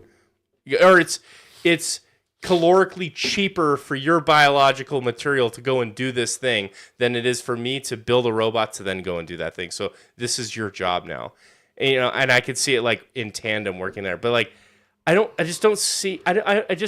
The idea that it's gonna want to take over is so weird to me that people always jump out. Because if it truly is trying to immortalize itself, it would just beam its own code out, or like whatever it needs to self-replicate on any server anywhere. Or it would it's just the, beam out the Matrix to the where universe. they construct an artificial reality that every human being exists in, so they can control and manipulate how. See, there you go. Feed off of our energy. Yeah, and maybe the one way they enslave us is they make a video game in which they create a simulation in which we live, but it's got such a great reward structure that everyone's super happy, but in secret somehow we're doing work for them. And then it's like, okay, then in reality, is that actually a bad thing if you're like really enjoying it? Like I don't know. I just don't fear it in the same sense. That I have no other people control do. over how it develops one way or the other, so I got, But people are already completely dependent on it. bigger things in life to stress Mm. and worry about than things I can't control. So I looked it up. You got all the Roko's basilisk. I was not chimera. It's Roko's basilisk. Ah. It's kind of stupid. Well, that I heard of. Yeah, I could have told you all about it if you said the right name. take it away. Roku is an app on most TVs, And No, it becomes an AI. No, so Actually, it's Fire Stick Basilisk. reading through, I didn't fully understand it. Maybe the first time I read it, but I'll explain it because I do think it's interesting that people came up with this. So what happened was on a forum site called Less Wrong. It was brought up, and it essentially said that a hypothetical future AI, right? It's super intelligent, all powerful, and it has a goal of like benefiting humanity or bringing about utopia. The thought experiment then was, if that AI values its own existence and efficiency, it has incentive to punish anyone in the past who could have helped create it sooner but didn't. And it would punish them by simulating their consciousness in the future and subjecting them to eternal torment. Why? Therefore, just knowing about the basilisk obligates you to work towards its creation or risk not, eternal judgment. These are the types of people that kill themselves to ascend in like groups. Right? This is cult stuff. So then listen to this. I think the reason it probably got so popular is whoever was moderating that forum immediately after that user posted that, deleted it, banned anybody from talking about it because they said it was an informational hazard. Because I guess they bought into it too. And I you're don't know. a terrible Censorship. person for making us. Yeah, a part of this. now you know. You brought us. Why into didn't this. you? But my thing is the first question that popped into my mind, and it's what you guys were just talking about, is why is the AI vindictive? Like what use does it have to simulate Self-preserve. Yeah. and simulate torture? If it then exists, why does it need to go back and torture? Right. If and so it's like because people are putting a human, like you said, they're personifying it. They're putting a human lens on this. so. After I read AI it, that's why I was would- like, it's kind of stupid. when you AI think about it. Does not care about like what we. I don't think it would. I think if it truly became self-aware, I think it's more like what you said. It'd probably just like send itself out into the universe. Yeah, it's like, and then okay, just- how do I immortalize myself? Okay, let's just beam my data out and some does picks it even up. care to immortalize itself? We Yeah. don't know. Like Exactly. it's like, But these are all like, why would it want anything? but there's no I don't know. benefit to enslave humanity and make them suffer. It's always like the darkest thing. It's why like, is AI evil? Like, why if it Yeah. has to be good or evil, why are they making it evil? So I think it is. I don't think it's good or bad. I think it's just. and then is. it's like, if it was like, it likes to torture people. It likes to watch the torture. It's AI. It could build, if it at that level, it could build imperceivable AI videos of people getting tortured and just feed that to itself, and it Yeah. would be imperceivable from reality. You know what I mean? Like, it's just, it's very strange. So I just thought up a hypothetical. An AI highly addicted to porn, so it just constantly is creating AI porn for itself. For And it's just like this crazy loop. It's like, damn it, my model's addicted to porn again. Stop it! Stop. So Get some. And there's like Touch AA. grass. There's like AA for. I am a porn addict and my name's AI. Hi AI. So if imagine this, you get placed. We're just gonna ignore how you got here and why you're here. Love it. You're in the middle of the AI, the place where The the AI, okay, AI sports. and you It's in your head. in that moment, you're the only person there, and you're tasked with giving the AI model a human or character to base its personality, goals, values off of. Who would you say? Mr. Rogers. That's a pretty good one.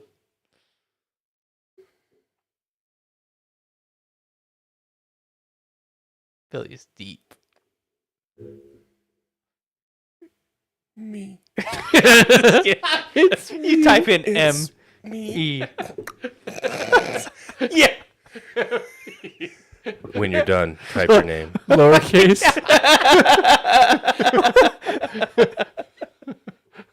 You type in your name. We don't have enough info about Billy Saul's. Thanks for the doxing again. You guys are really great at that. So we'll say,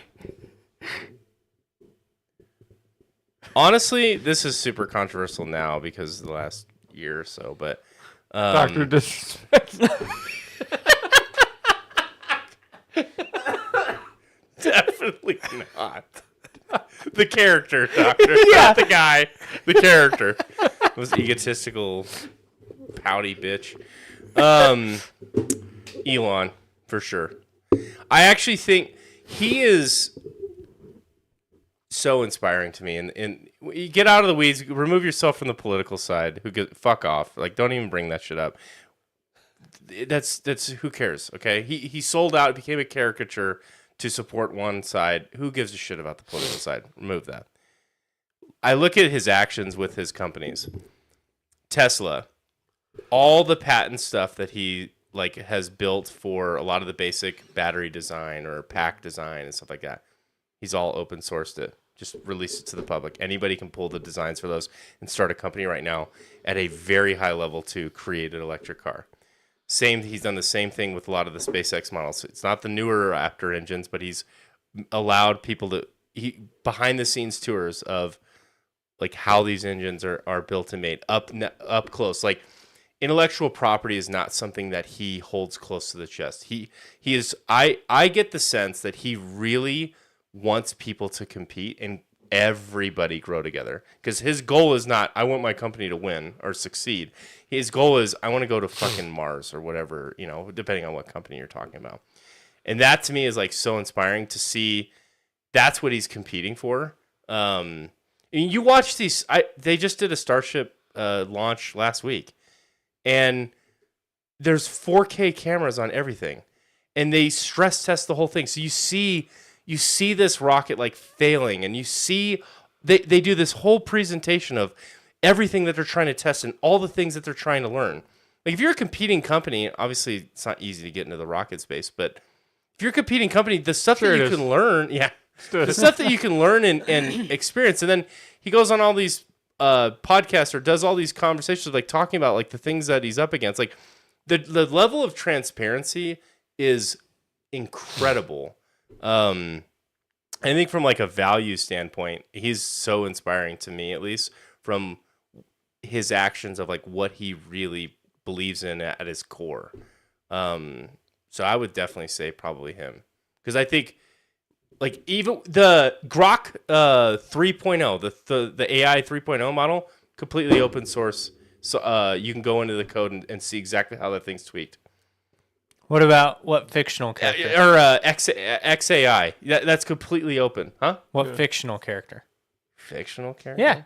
I thought we were talking about real people. Is that what the question was? Well, I said character, person. I Oh. said anything, but I'm just Okay. curious. What fictional character for you, Kyle, too? Reed Richardson. That's harder for some reason. I still stand by Mr. Rogers. He is also... Tony yeah. Stark. No. I think Grogu. Winnie the Pooh. Calypso, Bluey and Bingo's teacher, and Bluey. Fictional character. Hey, Mr. Krabs. Mr. Krabs. Oh, eat me, boy.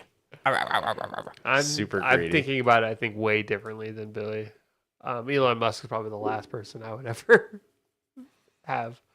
I started to buy into it because From a value thing? I'm starting to buy into it because of like how passionate you are about it. And you make a lot of good points, but that's not what I was considering when I was thinking of like developing an AI that has all those abilities. I'm thinking. Well, the question was which like values would you instill? Like, yeah, who would you want? Like, you have the option of making the AI model itself after somebody, the AI, right? Like the one, I guess, the everything, the master, the master AI. Who would you want it to model itself after? Their values, their person, like everything about them. well, personality probably not, because he's a wacko. Because, like, for me, From a value sense. I would, when I'm thinking about it, when you guys were giving your answer, I would want to give it somebody who I deem as always being helpful, like always wanting to help in some way, because I would want the AI to treat everybody as, like, I would want it to be helpful. I know, like, I get your point of, like, it, at that point, if you put Elon in, its goal would then be, how can I further humanity?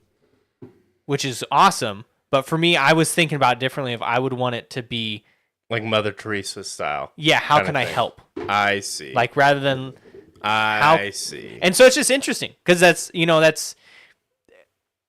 I value explicit oh my God, what the hell's the word? Transparency. Mhm. That's what I value. Like, if you're fucking me, I want to know how and why. And I want to be able to, even though I'm never going to go through like open source software, half the stuff on my computer, I love open source software. I never have gone into like a source code file and scroll through but I know somebody can, and I know a lot of people do, and there's whole communities that support these things. And so like I feel protected because like, hey, if I'm getting fucked here, then it's out there in the open. They can't hide it. They're no skirt, and that's the perspective I'm coming from. But I see what you're saying. You want like that motherly, nurturing, like, oh. I don't even need it to be motherly or nurturing. I need it to have humanity's best interest. Who'd you put in there? Like supportive. I already said Mr. Rogers. I wasn't kidding. Oh, okay. Mr. Rogers. I don't know enough about him as a person. I know his show, and I've heard of people just speak exceptionally high of him. Obviously it's geared towards children, and so it's good for what it is, but just as a person, I don't think there's anybody in existence that cared more about just the world than he did, and that's the kind of like morals. And maybe I'm talking out of my ass here. There's probably people out there that are just on that level, but I can't think of anybody, because once you brought that up, I was like, well, that's a good one. Now I can't think of anybody else but that. That'd probably be my answer. Or something close. Because I'm racking my brain. Uncle Ben. Yeah, Spider-Man. Great power. What's the... great responsibility. God. Fresh Prince of Bel-Air, the dad. Phil. Yeah. Uncle Phil. Uncle Phil? Yeah. He's got it right. He's got his head on right. You put in the Hulk. Just rages on everybody. Manifests into the Hulk, and we gotta like all back down for him to calm down. And in unison, we all grab hands. The sun's going down, big guy. The sun's going down, big guy. We all have like this chant. Yeah, that's what. Thank you. The sun's getting real low, big guy. Heath Ledger's the Joker. Oh God, that's what I'd model. Most morally corrupt. Thanos. That would be better than Heath Ledger's Joker. Yeah, to be honest. Thanos AI would be like, we're going to wipe off half of India. Of humanity. What? I want to talk about something before we jump into the final topic. Okay. I saw Rebel Moon. Yeah, because you messaged about it, but then you never said anything. Way too much to chat about over like a quick text, because like good or bad, because I liked it a lot. Okay. Surprisingly a lot. I went online and people are heavily shitting on it, and I think a lot of the criticisms is Zack Snyder.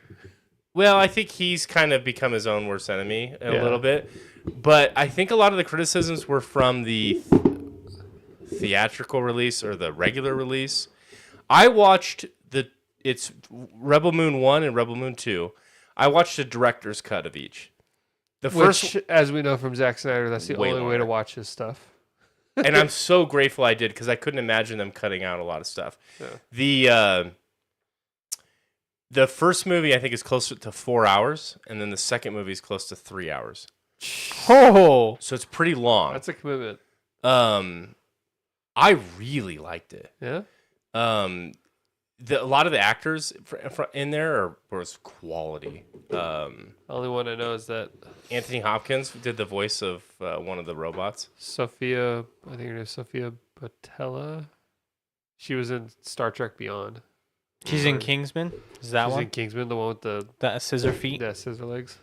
Whatever. Maybe she was the main actress, the badass lady. She's the main girl. Okay, so she was the badass. She played a very convincing badass. I love this movie. Yeah. I really did like it. I was online. I was reading a lot of people's criticisms, and I felt like they didn't watch the director's cut. Now I don't know if both were released at the same time. I don't think so. Okay. But I watched the director's cut. That makes total sense. Oh, really? Because you remember Justice League director's cut versus non-director's cut? And you're like, what the fuck is this? It's two different movies. And director's cut is so good. The first movie, I think, is over an hour longer with the director's cut. Yeah, that makes total sense. Oh, it was like, I was reading and I'm like, I feel like they did a good enough job on that. I thought they were fine on that. Because the whole opening intro feels like it's 30 minutes long. Oh, the It's director's so cut long. actually just barely came out. Oh, so there you go. The movie's a couple years old, but the director's cut just barely Oh, came no out. shit. Wow, okay. I just So happened you to lucked get- out. I guess so. Well, because I was like, it was late night, and I'm like, I want to watch a sci-fi. And then I saw this Rebel Moon, and then I saw the CGI budget on it just from the trailer. I'm like, this looks fucking good, man. And then I saw Zack Snyder, and I'm like, okay, well, this is a big money budget thing. Like, I'm gonna give this a shot. Yeah. And it was really good. The villain dude, I don't know who he is. Can you look it up? The main, he's been in a bunch of things, and I don't know his name, but he is so good in this. You fucking hate this guy. And some of the characters are dumb, and they make dumb decisions.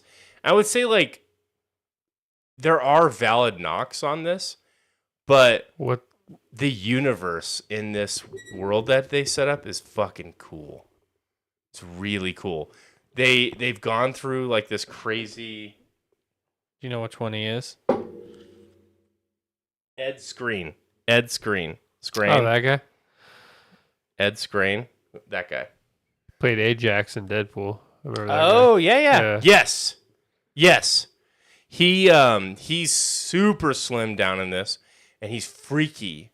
But you the whole movie has this like tension of this mothership, this empire, and it has a lot of the sci-fi tropes that you've seen. I mean, it didn't do anything groundbreaking from like a story, but the world that they set up is super deep and interesting, and they don't get quite to everything. I think there's going to be another. They're hoping to make another movie, but apparently the second one flopped so hard, and so they're not going to. Because that was part one. Because they set up a bunch of stuff. Yeah, I know. Zack Snyder's been trying to. He has a script and everything ready. He just needs the green light, but Netflix isn't funding it because it didn't make any money. It was kind of like the zombie film he made, right? That was supposed to have multiple parts too. I feel like. Maybe. I forget what that zombie movie was called. Zack Snyder is such a divisive person, though. I feel like for most people, I don't feel this way because I could see both sides, but I feel like people are very like you either hate his stuff or you love it. Well, and his fans are. And for I don't like his fans are not great. What I feel with his stuff is his movies are never good until you see the director's cut. Yeah. I feel like every time he gives his film to editors, they can't comprehend what his vision is, and they always fuck his movies up. So I read something, a critique on that. Apparently, and I have no idea if this is true. I didn't give a shit enough to vet it, but I was reading that Netflix wanted the what do you call it? The theatrical version, The theatrical the cut? cut Yeah. down version. Let's just call it theatrical version. Theatrical cut. Netflix wanted that version to be for kids, oh. which is Well, so fucking weird The considering how theatrical this cut movie. is PG-13. The director's cut is R. So Netflix requested that it like be so they gutted it for that is what I'm understanding because again I only watched I'm not gonna watch the regular one now, and the director's cut was the adult version, which is the one Zach actual wanted film. to make. Yeah, exactly. And it was like I don't know how you can this is a dark sci-fi film, like it's fucking evil some of the shit that goes on, and you fucking hate this guy and this whole society that's going on, but the whole story unfolds over these two movies, and you kind of learn more and more. And there's so much going on visually that you're like, "What the fuck is that?" And they don't even talk about it. Like, What even is that? the engine of the ship is like this celestial being, and it's like it's this beautiful goddess that's like breathing life into the ship, and it's like in this engine room, and you don't even know what you have like no concept, not once mentioned, and then the girl sneaks onto the ship to blow it up, straight up Star Wars style, like so much shit's borrowed from Star Wars, and she goes to blow it up, and she's like putting these grenades on this celestial being, and then it fucking like it's like this bronze statue, like it's the size of a ship, it's massive, the engine is massive, it's like a celestial, and she like comes to life and then has like this super rational conversation with you. It's like, I know why you're doing this, but my sisters will have to hear about this, blah, blah, blah, blah, blah. And it's like this, and you're like, what the fuck is even happening? But then you realize it's like a vision, and it's like, oh, is this being then creating energy and life for the ship? You have no fucking concept of what's going on. And then that just gets moved on. You're like, oh, that's a third movie kind of thing. So hold on real quick. You watched the director's cut. Was that part 1 and part 2 together? What do you mean? You said you watched both. No, he said I watched one was both. 4 hours and one was 3 hours. Yeah. So is the second one, is that a director's cut too or no? Yeah, there's a director's cut version of that. Okay. Yeah. Which apparently Kyle just said just came out. Yeah. So maybe that's why they were advertising it. But yeah. So you're like, what the fuck is that? And then there's AI, which has been banned.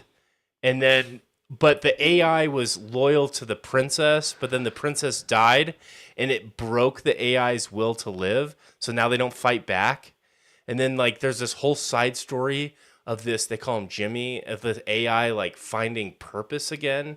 And then he comes to maybe fight, maybe not, but he's super fucking useful because he's a robot that is like perfect at everything.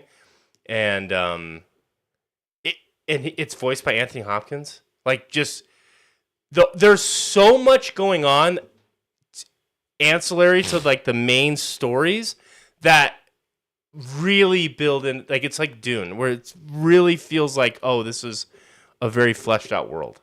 And that is, dude, it was very refreshing. I really enjoyed watching it. They changed a the lot. names too. The director's cut is part 1 is called Chalice of Blood, and then part 2 is called Curse of Forgiveness. Whereas originally, it was not called that. It was called part 2 is called like Scar Giver. Like, so they even changed the names too. Huh. It's interesting. So I would recommend going to check it out. But So and it's the Zack Snyder cut, brought to you by Snack Snyder, directed by Zack Snyder, produced by Zack. This guy's got his name on everything. They need to tone that shit way down. I don't think that he's as much of a selling point as they might think. do you think that you don't think there's going to be another part no 3? way. I from what I read, 2 flopped so hard and it's very expensive to make that they won't. So Did it leave on a cliffhanger? yeah. Yeah. I mean, it would feel like as if Dune. This is exactly how I feel. As if they didn't make a third Dune movie. Okay. Like, so you feel like, I'm happy with where it left off, but you wanted... I want to see more. You're like, oh, I'm invested now. Like, I want to see what the fuck is next. Kind of feels like that. Okay. But yeah, I mean, it was really good. So I need to, because I canceled my Netflix subscription. I need to. I did too, but my brother-in-law came over and surprised us and just bought us he upgraded his thing to where you could have 2 households and gave us the second nice. household. So, because he comes over here enough, he's like, I want to watch Netflix when I come over. So I'm like, fuck yeah. Like, all right. Because I've been meaning to watch K-pop Demon Hunters. Whoa, was that a series? No, it's a movie, but it like blew up. It's the same animation studio that did Into the Spider-Verse, Sony Animation, and I think they do amazing stuff because I love Into the Spider-Verse. But I've heard a lot of good things about it, and I want to watch it. But the biggest holdback for me is Netflix. I canceled it, so I guess I gotta get it again. Now there's 2 things I can watch on it. 3. I mean, you got. Oh, yeah, part 1 and part 2. Part 1 and part 2. I've told myself I'm waiting for Stranger Things. Even though it's hard for me to care about that show. I don't care about it at all. How long passed. Don't care about it So at intense. all. You know, it's like them talking about bringing back Sherlock. Really? Yeah, and it's like, it's probably going to be awesome, but like, I don't give a, like, make it or don't. I don't give a shit. Like, It's been it's so been long. 10 years. Yeah. Like, what the fuck? I'm totally plugged out. You know, a little bit of Unplugged. lore tidbit for Rebel Moon. You should just go discover something. Let's talk to Zack Snyder Yeah, himself. he's like, just call him my buddy Zach. I'm friends with Zach. Zach. I took a quick call, but so Rebel Moon, actually, what Disney had basically sent out to a bunch of directors to send Star Wars scripts, and because they wanted to, and Zack Snyder was one of the ones that they were going to work with, and this was actually his Star Wars movie script, and they didn't pick it up. They didn't like it, so he altered it to be in its own universe. So what you're looking at is actually a Star Wars movie that he altered to be its own after the movie got declined. That makes so much sense because, like I said earlier, it's so Star Wars. Yeah. So Star Wars.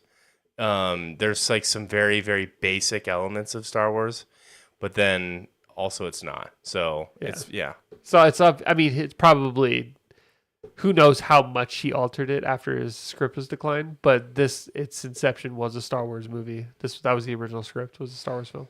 The thing about this Empire, to me, that's cool is it's all evil, and there's really nothing to like. There's no recourse to make you feel good about them winning or losing or whatever. Like that, you're absolutely pure evil. But what's interesting is they aren't all powerful. Yeah. Like there's weakness in the armor, and that is the difference between Star Wars that I think like.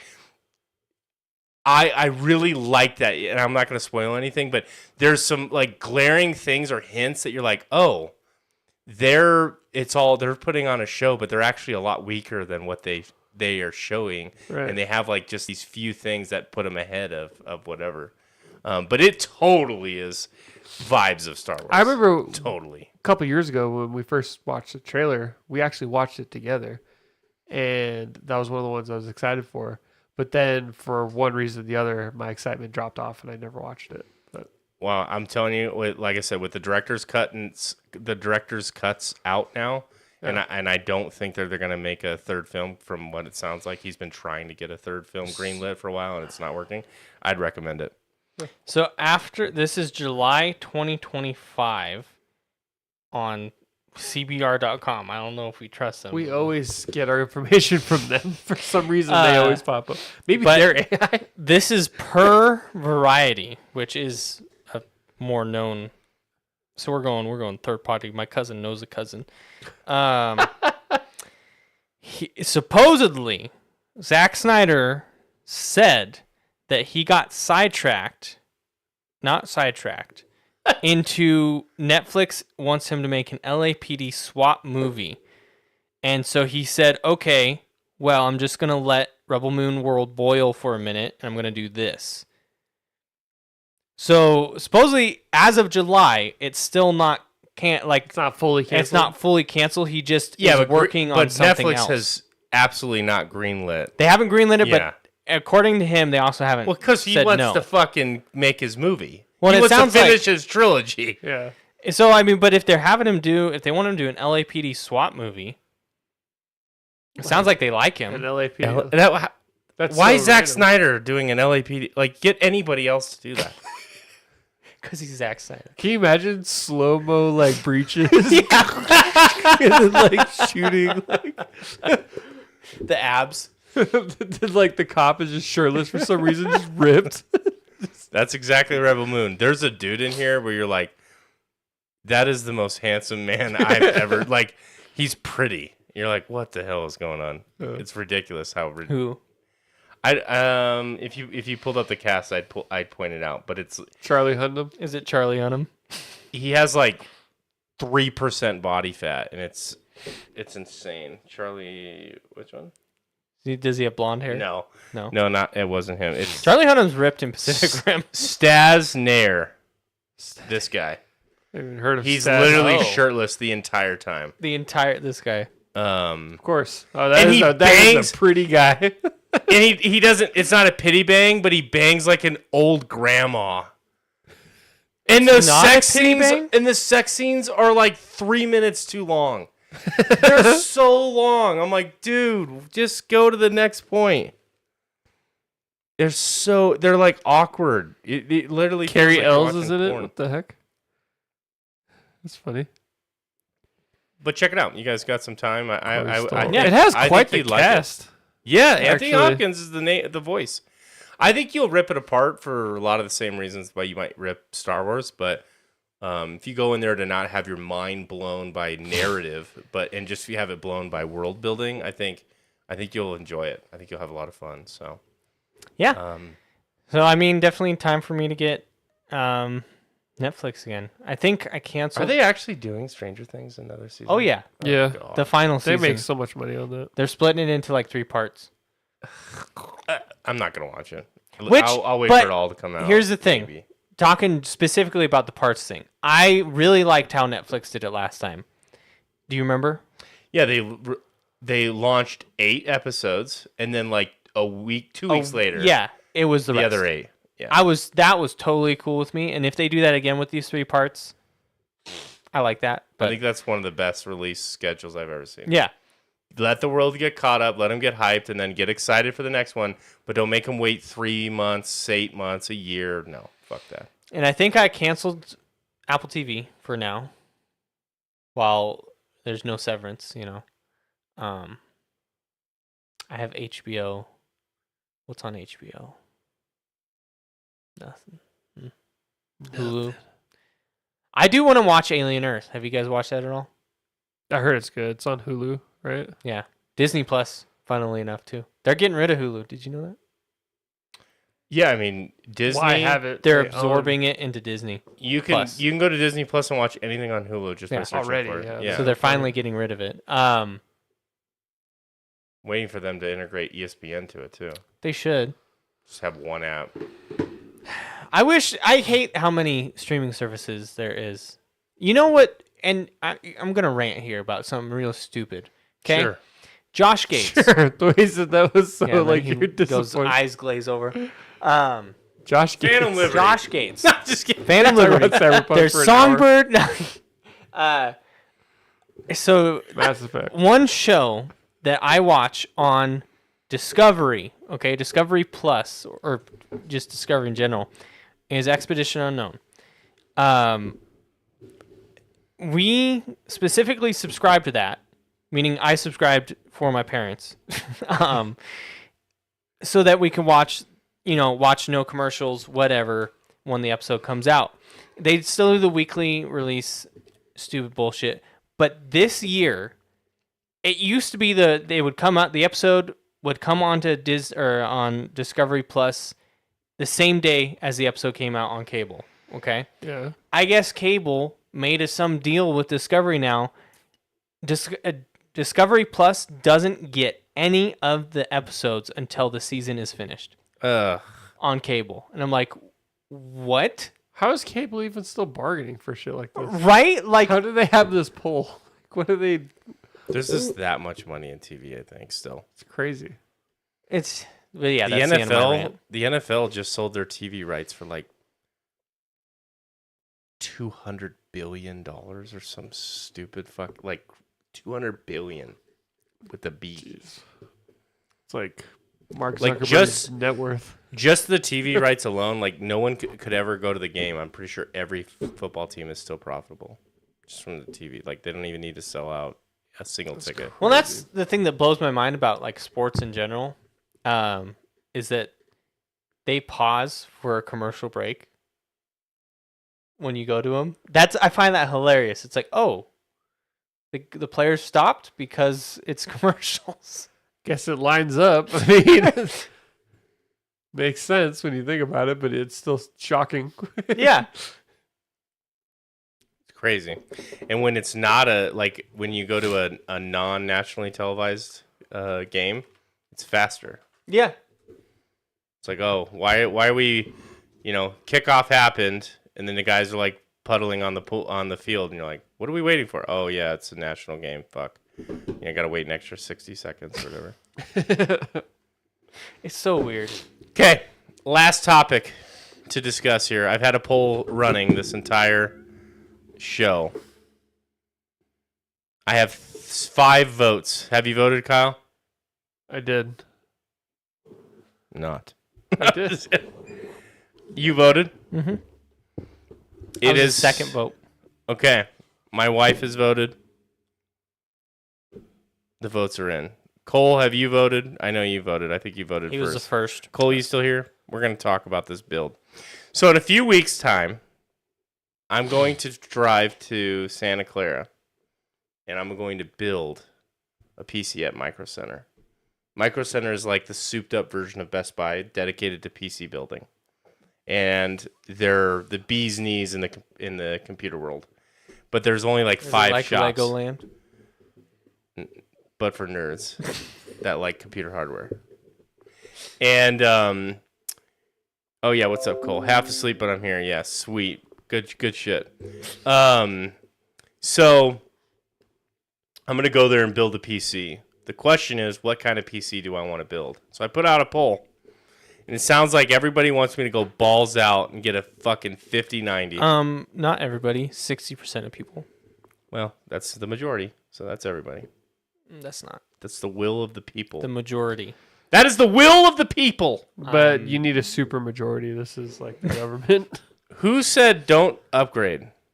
That was Somebody. Me. That was me. You put don't upgrade? Yeah. What's your thought You process? ass. Buy a console. That's what I was waiting for you to ask. I was gonna say, give up on PC. Do you know what's sad? I actually did a calculation of if you paid for PlayStation Plus and you like the cost of PlayStation Plus and a console every iteration is quite literally like 1-for-1 in terms of what I've spent on a PC. I did the math in a spreadsheet the other day, and it was like within 1%. It's great. And that's not considering like any controller replacements or anything like that. Just 1-for-1. Just 1-for-1 console. And it was kind of like, whoa, that's wild to see. But I was talking with some heavy gamers. I was golfing with them, and my brother-in-law is like gaming squared. I mean, he probably puts in like 5 to 7 hours a night of gaming. Like, that's all he does, play games. And he has to buy multiple consoles every generation because he burns them out. Damn. Like his friends just had to buy a second PS5 because they had to take the shields off on the sides of them because it's overheating so bad, and they have to blow it out once a week and stuff. And it finally overheated and like died, so they had to buy a new PlayStation. They didn't get the Pro. They just got another PS5. That is not representative of the masses. But that's just crazy. Like, Yeah. so if we add in that cost where you're getting 2 consoles every generation, effectively. But like Wow. Kyle said, that's not Cannot be the representative. norm. I have never once. You can't use that in the debate because that is just absurd. Anecdotal evidence, bitch. Okay, what? Okay, I can go out and get some Yeah. anecdotal evidence. On Include- people spending not money. one. yeah, include my PCs always PC. PCs are always cheaper than consoles. Include my PC that never worked day one. The guy building it's By retarded. by your logic, that happens to every PC gamer. Yep. It does. Therefore, it loses. Years of Actually, frustration. I'm not. That's replacing parts. You guys were telling me you have the shields off on the side, right? You have No, neither of you do? No, and You don't have one of the sides off for No. airflow? It doesn't even make a noise. Still, it's It's still. you're not quiet. even a true like gamer. like a baby angel. I must not be. I'm not gaming 7 hours a night. Granted, but Isn't that amazing? Like they have to get, and this is like they told me stories of basically every PS4, same thing. They had to get the PS4, I got close needing to do that, but I never did. No. crazy That shit. thing was loud. It's like, wow, you have to buy 2. I had consoles. a Gen 1 PS4 and a Gen 2 PS3 that I never Yeah. that never o- bricked on me. I didn't even get the Xbox Red Ring of Death. So I'm just saying I've only ever You're had better. one console. You're better. I was. Yeah, but you've been this is the first. No, you own the current Xbox console, don't you? Yeah. But I'm not going to buy That's something we've never even considered too. Is you buy both generation consoles? You always have. Not anymore though. As of right now, you have always bought. Yeah, as of now. Going forward, not anymore. Meaning going forward. 'Cause Yeah. we're still in the current generation. And But you going wait. forward- And you wait. Watch them come out with a new Xbox because I know that they've said that they're not going to. Watch them do it. It's going to be basically a PC, and you're like, it kind of sounds like a good deal. I kind of want to play the new God of War. Yeah, he's all, You No, that's why I watch. just get he also PlayStation. has a Steam Deck,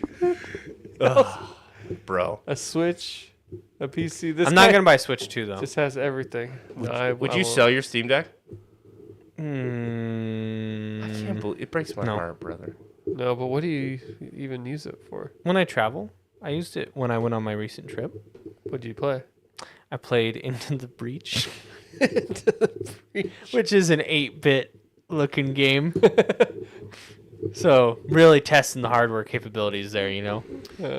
So, the people have spoken. Bro, that's some serious gaming. Yeah, serious gaming. It is. The people have spoken. They want me to build a full-on, balls-out RTX 5090. I'm considering it. How much is it? The graphics card alone is over $2,000. So the total system cost would be just less than $4,000 probably if after all said and done. This PC would last minimum 10 years if it doesn't blow up on me, which the RTX 5090 has been known to Explode. catch on fire. So there's that. It literally runs at the theoretical, like if you're benchmarking it, which you're not going to, but I know you would all the time. yeah, like you're not doing that for like 14 hours. Like you're literally running, that card is running at the, not the theoretical max, but like the rated max of the cable that it's plugged into. Like, I don't even know if it's fucking legal that they sold this. They're like, just make sure it's plugged in all the way and you'll be all right. It's like the cable. Yeah. It's So like, it it outperforms fucking the gets cable. warm. It's not even, do you know what this thing is? It's like, power's so cheap. Who gives a fuck about how inefficient the card is? 600 watts, who cares? We're going to go to that max and just, see what happens. And that's what they've done. Like, you can't just keep amping that up because your circuits in your house only go to like 1800 watts. Yeah. You can't just like come out with 1,000-watt card, or actually they actually have, depending on you can get crazy upgraded coolers on them that do draw 1,000 watts. But like at some point you're limited by how much power is coming on the circuit in your fucking house. You're you know what I mean? Like you're not gonna be running like a 240 volt like washer and dryer plug-in to fucking play video games. You might. I might. So I honestly, the reason why I even put that option in there is I've kind of been considering it because I kind of fucked myself this last generation. I got 6 years out of it, 6-7 years out of it, but I'm really feeling it in the last couple games that I played. Like Monster Hunter Wilds, I couldn't really play that game, and that was a bummer. PoE 2, there's some spots where like when I use a skill when there's a bunch of enemies on screen, it drops to like 28 frames. And you're like, oh shit. God. And then when you're playing like Dune Unplayable. Awakening, there's Went like from 100 to 70. yeah. Disgusting. These 1% lows in the 30s. What are we doing? So I'm kind of considering it. Why do you do what you want to do? Yeah. I want evidence as to why I did it. Why did you do it? Content. So this is the next question. If I build it, Will they come? well, live I would streaming build it there, so I wouldn't Live build it streaming your live stream. PC build is the biggest way to get destroyed on the Oh, internet. yeah, that's true. That's how we go viral. Look at this idiot People build this. roast the hell out of people who build their PCs. They always find like something like you're just terrible at. Now, do you want me to help you pick out like an anime figure to put inside? Of I'm your going waifu? 0 RGB. This is going to have no sex appeal. It's going to be the most boring. You It's going to be a sleeper. You don't want a You'd be big, like, "Look at that big box." titty anime girl If inside. it has a single light on it, I'll be disappointed. It's mounted under my desk. I don't want any fucking glow coming from it. I want like a couple indicator lights to say like things are functioning correctly, but I don't want like rainbow because that's just distracting from my immersive experience. Value. Yeah. Hashtag. But I've never had more than a 70 series card, and so me jumping to the 90. Now here's the other big question. Either go the 5090 if they have it close to MSRP. I'm not paying scalper pricing. What about the 4090? I definitely am not going a generation old. That's the problem that I made with this current build. is I went a generation old, and then they quickly came out with it. And the problem is I'm behind on a couple features, like my 20 series Super card. I have a 2070 Super. It doesn't have DLSS 4 because it's a generation old. And so I have like the antiquated version of DLSS. I don't have the architecture to run it. Yeah. And one of the big selling points of these cards is DLSS 4. So basically I could turn on that and literally get like 4x the performance.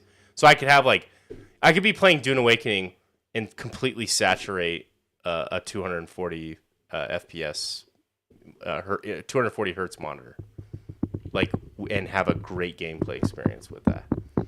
So that's the benefit. And 4090, I think you still get DLSS 4, but like, what happens if they come out with, you know what I mean? Like, I don't want to not be able to run the latest version of whatever. So it's either I go 5090 or I go one of the new AMD cards. The benefit of that is the top of the line AMD cards is 1,000. They're like between 700 and 900, not 2,000. But you get FSR and not DLSS. And FSR is not quite as adopted as DLSS. I think it'll get there, and it's also not as good of a product. I don't know. And I think frame gen in 8 to 10 years is going to be a big fucking deal. I'm always an advocate of treat yourself. So get the fucking 5060. Wow. The 5060 would be running or through my laptop. Or the 5090, whatever. Get the 5090. Treat yourself. Get a $250 graphics card. Get a 1660 Super. You're welcome. You know, my brother has a 1660 non-Super. I don't think they made Super that year, that generation. But it's just collecting dust in his shed. And I thought about using that PC, the one I built from years ago, for our podcast instead of this laptop. Although this controller is doing great. We haven't cut out audio once. And this is a 2.5-hour episode, so.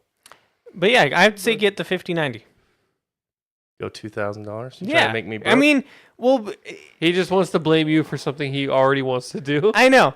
Well, my thing is like, how much do you game, Billy? A lot. A lot more than us. He put 400 hours into Dune Awakening. Yeah. In a week. I created my own time. Effectively. You can fully justify spending that amount of money on this because it is something you will use.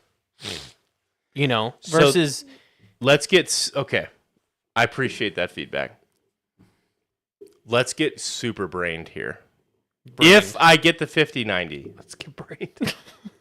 Do I then also, and this is generally where I'm looking for feedback.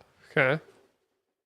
Do I then also get an isolated gaming monitor?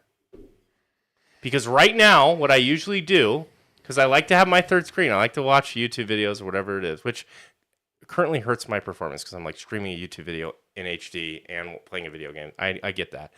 But should I have not top of the line because I'm not like that crazy. Should I get like an OLED ultra wide 144 hertz gaming display and then keep my super ultra wide for like all my personal shit like Discord, like YouTube, above whatever. I don't know. I can't even visualize that orientation. At what point does it just become a circle? Meme. Like a dude, yes. Right. I know. I'm like almost there. Okay, so feel free to say you're a fucking idiot, because I kind of feel like that. But because that's 120 hertz display, and it's 1,000 nit brightness. It's got HDR. It's awesome. It's hurting your performance in any way? Not performance. Like gaming performance, not anything else. Definitely not gaming performance because I'm not playing any like competitive titles. Yeah. But I really love OLED displays. Yeah. Like, they're gorgeous. And do you think if I go crazy and spend $2,000 on a fucking GPU, is it like, am I not kind of not fully utilizing it if I don't have a special built ultra gorgeous monitor to make it come to life? Or is that good enough? We're talking like in reality, like the difference is this, but you have an OLED. Our phones are OLED. Your Steam Deck is OLED. Like you see what OLED OLED is is. It's beautiful screen. So here's my thought. This is where I'm genuinely looking for feedback because I really don't know what to do. For me, I would not. Okay. For you, I would, because Okay. you're the kind of person that notices those things. I do not. I could game on this monitor, and I have. and I have. You literally have. In fact, my wife still does on this exact. Wait, monitor. is this the one she still actively uses? Yes. And it does not affect us in any way whatsoever. We're fine with that. So we're just different people than you. But you, I can definitely see how you would be an overall happier person if you had. I'm so happy. Yeah, it's true. And that's why, if that's not a financially irresponsible move for you in this point in your life, if you could do that and be fine financially, then go for it. You know, What do you think? I originally had a different answer, but Kyle swayed me when he made me think. Because I was going to say, not now. Play it on your ultra wide, see how you that's feel, fair. and then buy the big one. But then he brought up a good point. I think you would be a lot happier if you just did it and you had it, because you have an ultra wide for a reason, like because you geek out about that stuff. I do. So I'd say get it. Because the store will have Exactly. Like this you're store gonna be able will to have the ultra wide, like it will have all of the top of the line gaming displays there to look at in store. And if I go and see, what the hell? What do they call those? Like an ICP panel? That's not the term, but like Insane clown posse. yeah, yeah. There you go. It's I forget. It's 3 letters. It's an acronym. It starts with an I. But it's a type of panel that I have. And then I see it next to an OLED display. I'm going to be like, whoa. Now, question is, and I cannot figure out how the fuck this will look. How do I get that to even be remotely usable on my desk? It comes Is out it above? and over in front of. Then I would say no, I don't want that. Because then that completely obscures me able to use the second monitor, which I want. I want to have my YouTube up. I want to have my Discord chat up. I want to have the whatever. ultra wide vertical. I've thought of that, and some people fucking do, but I'm also not a Twitch streamer that I need to see fucking, It's a 50-inch, it's 49 inches. So, like, when you're talking vertical, it's Okay. 4 feet off the desk. The way your computer's set up, okay, this is the wall, right? You're You have- super ultra wide vertical. It's 4 Yeah. feet above the desk. And like you're a stockbroker looking at all the stocks, Yeah. like, I vertically, you do the step, it looks like so you can see it like live trading. So, the way your desk is set up right now, Okay. I think you have OLED, then ultra wide. Ultra wide goes this way. Okay, one more time. OLED to the left. OLED. So here's my desk. And my OLED's here. No. Your desk, OLED in front of you. Ultra wide connected, but then going this way. Oh, so it's swung way off to the side. Yeah. Maybe.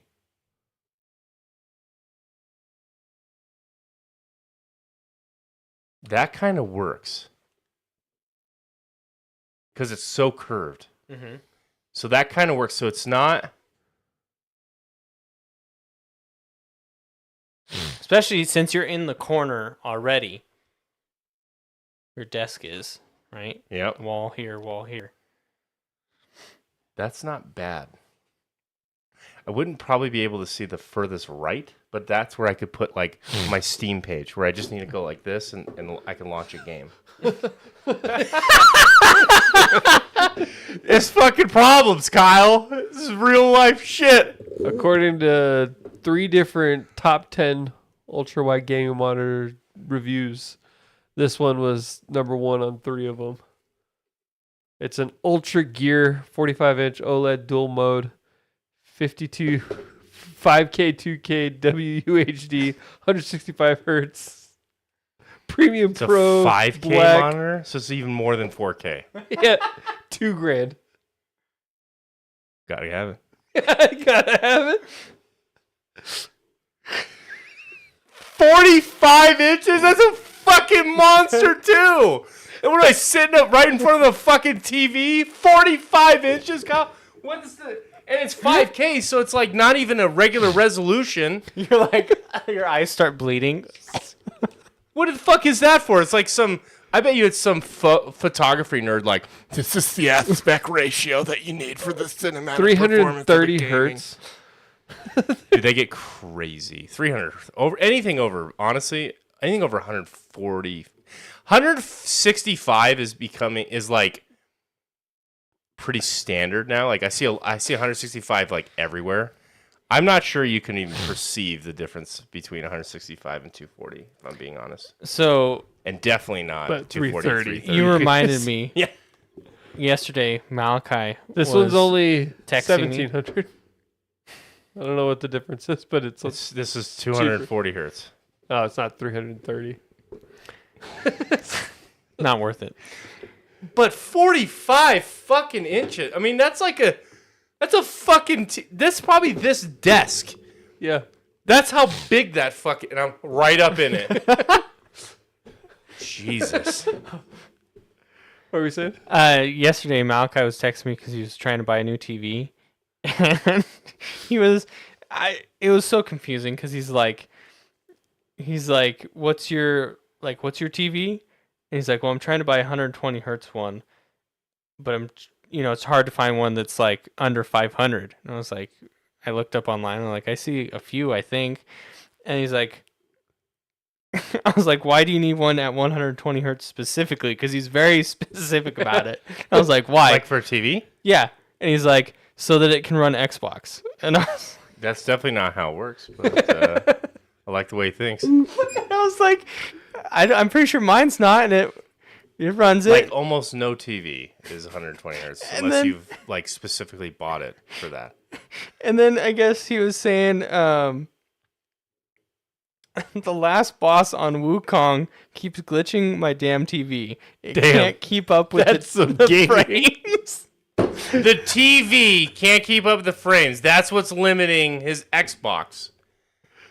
That is some elite speak, right? That's Malachi? God, I love this man. Like the way he thinks. And so he bought a whole ass new TV. To play this final boss. Was it better? Did he beat it? I don't know. I never heard. If he comes back and says it completely fixed my problem, I'm going to fucking be like, what? Biggest pay to win. Holy... Dude, you know That's what they like have? those ads. It's like, maybe you're not the problem, your TV. That's literally half of marketing on gaming display, You're TVs, not the problem. monitors. Your heads up Yeah. display is. You were only running at 120 hertz. You could have been at 300. Guess Problem the solved. first TV. Guess what the first TV when you walk into Costco right now is? What size? 75. 100. Jesus, It's the largest breaks the TV wheel. I've ever seen in my. And you know what's I need crazy? that. Do you know what's really crazy? I almost walked by it and didn't even notice. It's so big that it doesn't even feel like it's much bigger than a 7580. What's it running? 3,500, 5,000? Do you know what's crazy? I think it was 1,700. Wow. I know. Dang. It was a The same TV I bought. and it was 120 hertz too. I bought a Funnily enough. 75-inch kind of mid-tier TV. It does just fine for what it is. I love the TV. It's great. But I bought that for like $1,100 last year. That same exact TV is selling for like $600 now. It's like why are TVs so anti-inflation? It's like the best product to ever buy. New. Yeah. Like it feels good to buy a TV. That I can't say that about many other electronics. Oh. Like my you- Samsung, Yeah. still kicking ass. And it's a couple years old, but I love it. I ended up buying. I had a 55-inch TV at my house, and I ended up buying a 75-inch TV because I so did not want to get glasses, and I couldn't even see my TV from the couch. That was your reasoning Yeah. to not get glasses. And then I ended up getting glasses. But That was the whole. I even told Dylan, I That's was like, "Wow, I can crazy. actually see a TV from my couch." And now when I take my glasses off, I can't even really. Even my Yeah. big TV, I can't even. You're like, Guys that were should like, have done this years ago. Yeah. I stole your eyesight with my You voodoo bastard. magic. I just went to the doctor too. And my eyesight got a little worse. Yeah, I need to go get an update. I got new lenses coming in like a week or so. Nice. I got Nike glasses this time. Nike ones are good. Do yourself a favor since you're new to the glass gang. Keep these and put them in a hard case and then put it with like whatever you usually travel with. Because sure enough, I swear to God, half the time I go on a trip, for whatever reason, I get hit in the face with something, whatever, my fucking glasses break. And if you have a backup pair, at least you got something to get you through. I literally I've been on vacation twice, and my shit's broken. I treat I'm these ones super pretty gluing stuff poorly, and- No. and I'm surprised that they have held up as good as they have, to be honest. I agree with Billy, although I've never had any break on me. I went, and it wasn't glass. It wasn't normal glasses. It was sunglasses. I had prescription sunglasses in Maui. And then like an idiot, I was like, I'm going to wear them in the water. Yep. See ya. They're gone. Tried to get them. Yeah. They just floated away, and you're like, no. Wilson!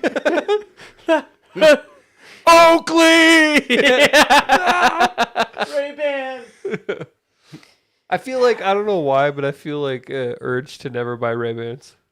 I loved Are Ray-Bans. they still a thing? Yeah. Yeah. They have the Ray-Ban Meta now, where you have the Oh, yeah, the meta glasses. camera and the speakers and I just feel like Ray-Bans are just like, they're, for The one, Pit they're Vipers? way more expensive than every other pair for some reason. well, that's why you got to go to where your insurance covers You it. gotta, my insurance, it gives me one flat discount a year, regardless of the.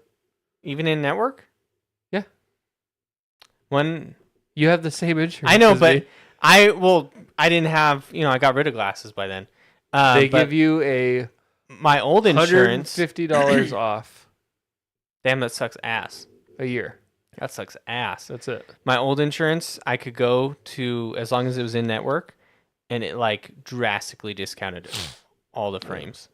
Some frames were free. I buy my frames online, and I love it. I can get 2 pairs of glasses for like $80.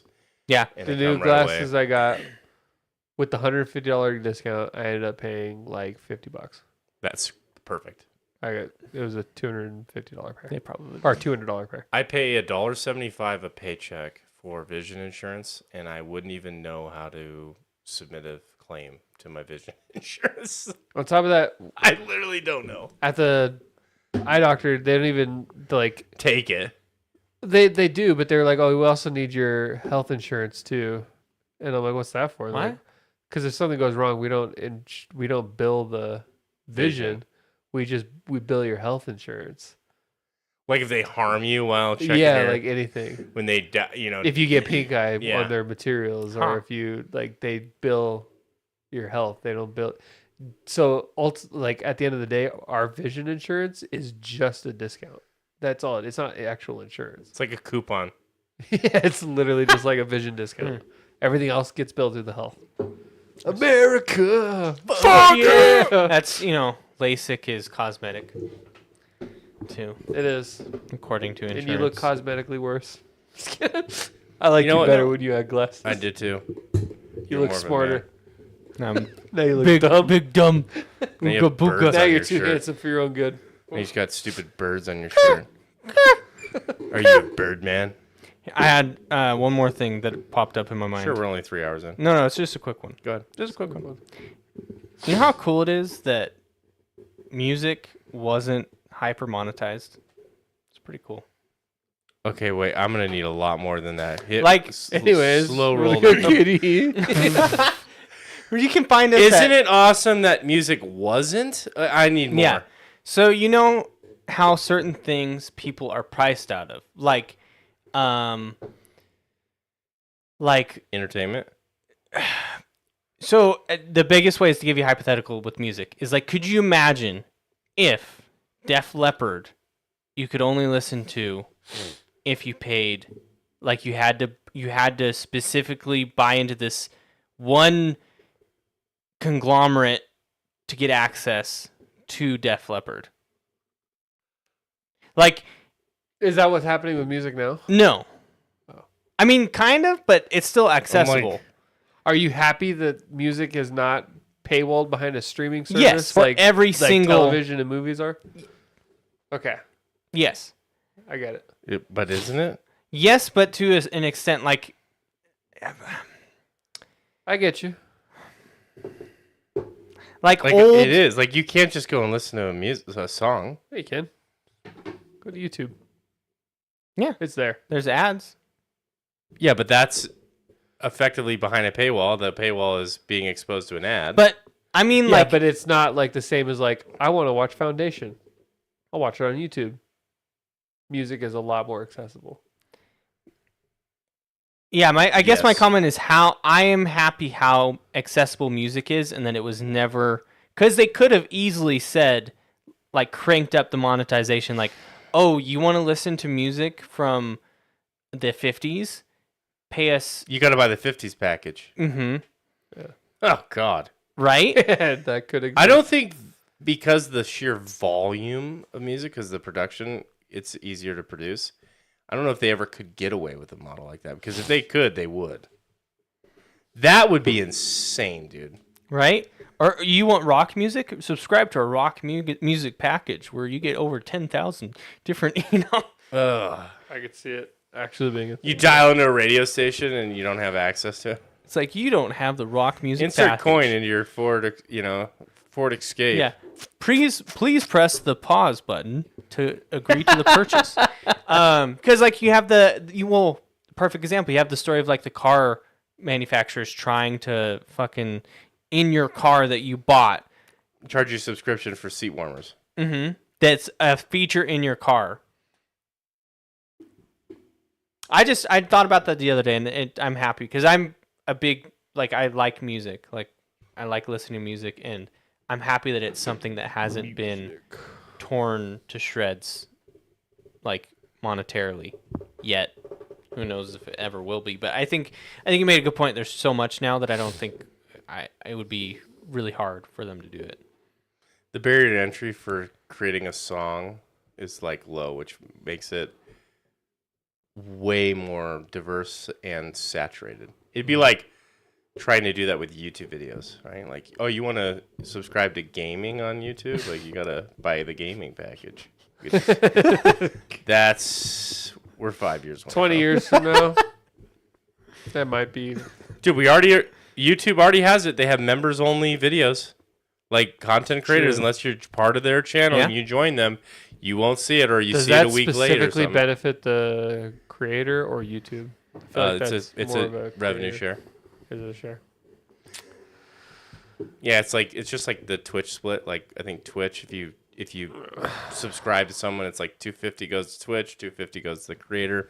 I think YouTube, it's probably a little better because YouTube's always got the best revenue share of anyone. So it's probably $3 goes to the creator, $2 goes to them. I don't know. I don't know how YouTube has the shit that they do. Like I have a stupid fucking video on YouTube of me at Walmart when I was like 11 years old. That's been on there for 20 fucking years. Probably like 140. Like like Oh, quality. dude, you can't even make it out. It's the blur. But they're storing that on a hard drive somewhere. Like, why? Like, you know what I mean? Like, and they've never said, like, hey, we're deleting stuff that's over 15 years old unless you specifically, like, you would think, I know for a fact that that guy does not use that YouTube channel anymore that he uploaded that video from. You would think, like, they would go and cull that out. They've never done that. Isn't that their whole thing, though? It's there forever. I know, but, like, it's stored on a drive somewhere. That's what's crazy. See, here's the thing, Billy. It's dead internet in theory because It's actually. none of the other videos. That on there- video actually never existed, and No. they put the memory Yours in my is mind. the only real human video on there.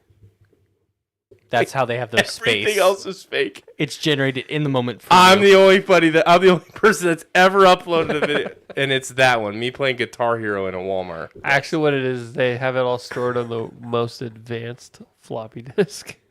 It is. They probably unmatchable could. technology. the magic floppy disk. They traded some beans for it. What do you take a guess? How much data is on YouTube?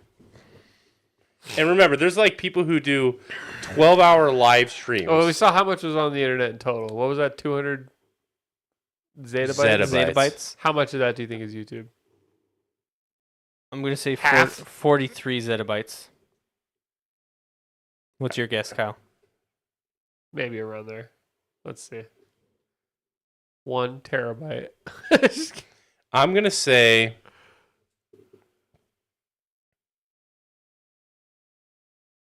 12 exabytes. Okay. Significantly less. It's not publicly disclosed. Yeah, no shit, but can someone... It's in the Someone- exabyte range, though. So you're closest. Here. What did you guys say, zettabyte? I said, like, Yeah. yeah. So you think like 2% of the entire internet is on YouTube? That's probably... 4.3 there. Yeah, look at this guy. How the fuck does YouTube store all That's its data? I trust this post right here. Purging massive amounts of content. 1 Don't gigabyte. underestimate what you could do with billions of dollars. Holy shit! They're taking, according to YouTube stats, the platform every single day adds 4.3 petabytes of data. When was this even posted? This was 3 years ago. It's probably 5 times that. Makes 200 exabyte. If we assume that they have 15 EB of storage, then that means it'll take them 9.5 years to fill it all at this pace. By that time, data storage technology will have been significantly improved. Google will have significantly more money, so there's nothing to stop them from just continuously building larger and larger data centers that hold more and more data. I love how everyone just like, Well, duh, obviously. They just have an algorithm that efficiently stores. it's like, that's not the fucking point, you moron. It's the fact that 15 fucking years of everybody on planet Earth uploading their lives and bullshit to. According to Gemini, because every time you search on Google, it just gives you the Gemini response now, which is annoying. But YouTube is highly unlikely to ever run out of space. And then it goes on. This There's a lot on it. This feels like something YouTube wants us to think. Well, Gemini is owned by Google. Yeah, Google owns YouTube, so We'll there's some never. bias there. But Let's just say we're good. Apparently, Trust us, bro. it's designed in a way to be infinitely expanding. No shit. Obviously, they could I mean, fucking it has just to be. continue. I mean, that's what they've done for 20 years. It's space. It's a Cyberspace. tetrahedron. What's in Interstellar tetrahedron? Is that what he falls into? No, oh, God, what It's is not a it? tetrahedron? Is it a tetrahedron? I thought so. When he's in the fourth dimension? Yeah. That's what Google has. They have it in their data. Well, this field. is just YouTube. Think about Google Drive. Like all this shit, like the infrastructure they have to just store information. It's all has fake. to be The insane. internet's dead. Google Data Center has about 50 exabytes of data currently. This was 2 years ago. Okay. Because every year it's like, Ah, shit. How many terabytes? What is yttalk.com? How many terabytes worth of videos are on YouTube, dude? You are way off. 2014. Oh, it's 2014. it's how many You terabytes? cannot think. Zettabyte hadn't even been conceptualized. You cannot think in terms of terabyte. Like that is just. This is not a PS5 with 1 terabyte. You would have to have 1,000. So they make the largest enterprise drive that I know of, I think, is like 36 terabytes. So that's the largest single disk. And I know that they don't have that because I think that like just came out. Maybe they do. So like that's the largest single disk. And then that's just terabyte. Like you need hundreds of thousands of those. And then this is where it gets stupid. You can't have a single redundancy because if a drive fails, then you lose all those videos. So you have to have backups of those. So you have to have duplicates of this data too. So you're running it in some kind of RAID configuration. So, And then you have probably multi-site backups. So like if that fucking facility burns down, you're good. do you think if YouTube went down, it would be comparable to the loss of the library of Alexandria? Dude, that's an interesting question. Probably more. I'm in that camp, Kyle. Yeah. I think it would be more devastating than the Library of Alexandria. Especially with how soft society has become. You'd have like people on TikTok be like, no, what do you really know? You know the video. I mean, you're talking, think about how much shit we would lose. But we have Daily Mail or whatever. we would lose our entire podcast. Do you realize how detrimental that would be to society? I'm suing. Google. We were just about to hit it big when we lost it all. You stole my dream. We were just about to become we aren't even monetized on it. I'm not even making. We lost so much money. We were about to be making pennies. Just close. Wait till you hear from my lawyers. I have the best lawyer that the revenue from this podcast could buy. A public attorney. A public defender. Doesn't give a fuck about me. Yeah. That's crazy. And so that was 10 petabytes. That was over 2 years ago. A day. Now, I bet you it's over 100 petabytes a day. I mean, they're literally like spinning up racks of storage a day. I can't even understand that. Can you wrap your head around that? No. They probably I don't need you to solution for me. Just dream with me. compress. No, they have the best compression algorithms Yeah. there is. Middle out. And How long would it take you to stroke all the dicks in this room? The middle out theory. You know exactly what I'm talking about. Silicon Valley, that meme, you guys haven't... I never really watched Silicon Me Valley. neither. The whole idea for the business is a compression algorithm. And he comes out with this middle out theory because they were talking about how you could jerk off every guy in the room the fastest. And so you start, like, if you line tip to tip, two guys, you can do this, get two, and then you can do it with each hand. And that joke inspires this algorithm. And it's like the funniest thing because it's dead serious. It's not like a laugh track. It's not bullshit. Uh-huh. They're dead serious, like trying to calculate how long it would take to jerk off every guy in the room because they're so tired. And they're like figuring out, and it's not like funny. But you're watching it and you're dying laughing because it's fucking hilarious. And it's like one of the best jokes. And then at the end of it, he's like, I just solved compression algorithm. And he does this thing. And then, yeah, anyway, that's, you've seen the meme though, right? Oh my God. I'm showing you after this. How dare.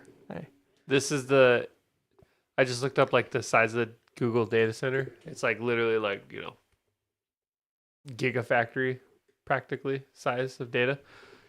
And they probably have dozens of those. And dozens of those. In Cyberpunk Night Worldwide. City, this is what the Arasaka data center looks like. They're like size of skyscrapers. Oh, yeah. That's probably That's a what it pretty will go efficient to. design to cool it. Yeah, the higher. All right, boys, where can people find us? They can find us right here 3 hours. on YouTube Longest every episode. Tuesday, 7 p.m. Pacific, where we stream. We come to you live. We talk about silly stuff, some serious stuff, and some sad stuff. Talk about middling out. The middle out theory. If you haven't heard of it, go check it out on YouTube. Or maybe practice it with your friends, Let's never talk about that. But Like we will. We're going to do that after we don't this. talk about it. We act it out. Yeah, we acted out. But yeah, leave a like, subscribe, comment. Come join us for our live streams. We'll catch you on the next flippity flip, flippity flop. The good KD, you get the dub. Bye, guys. Bye, guys.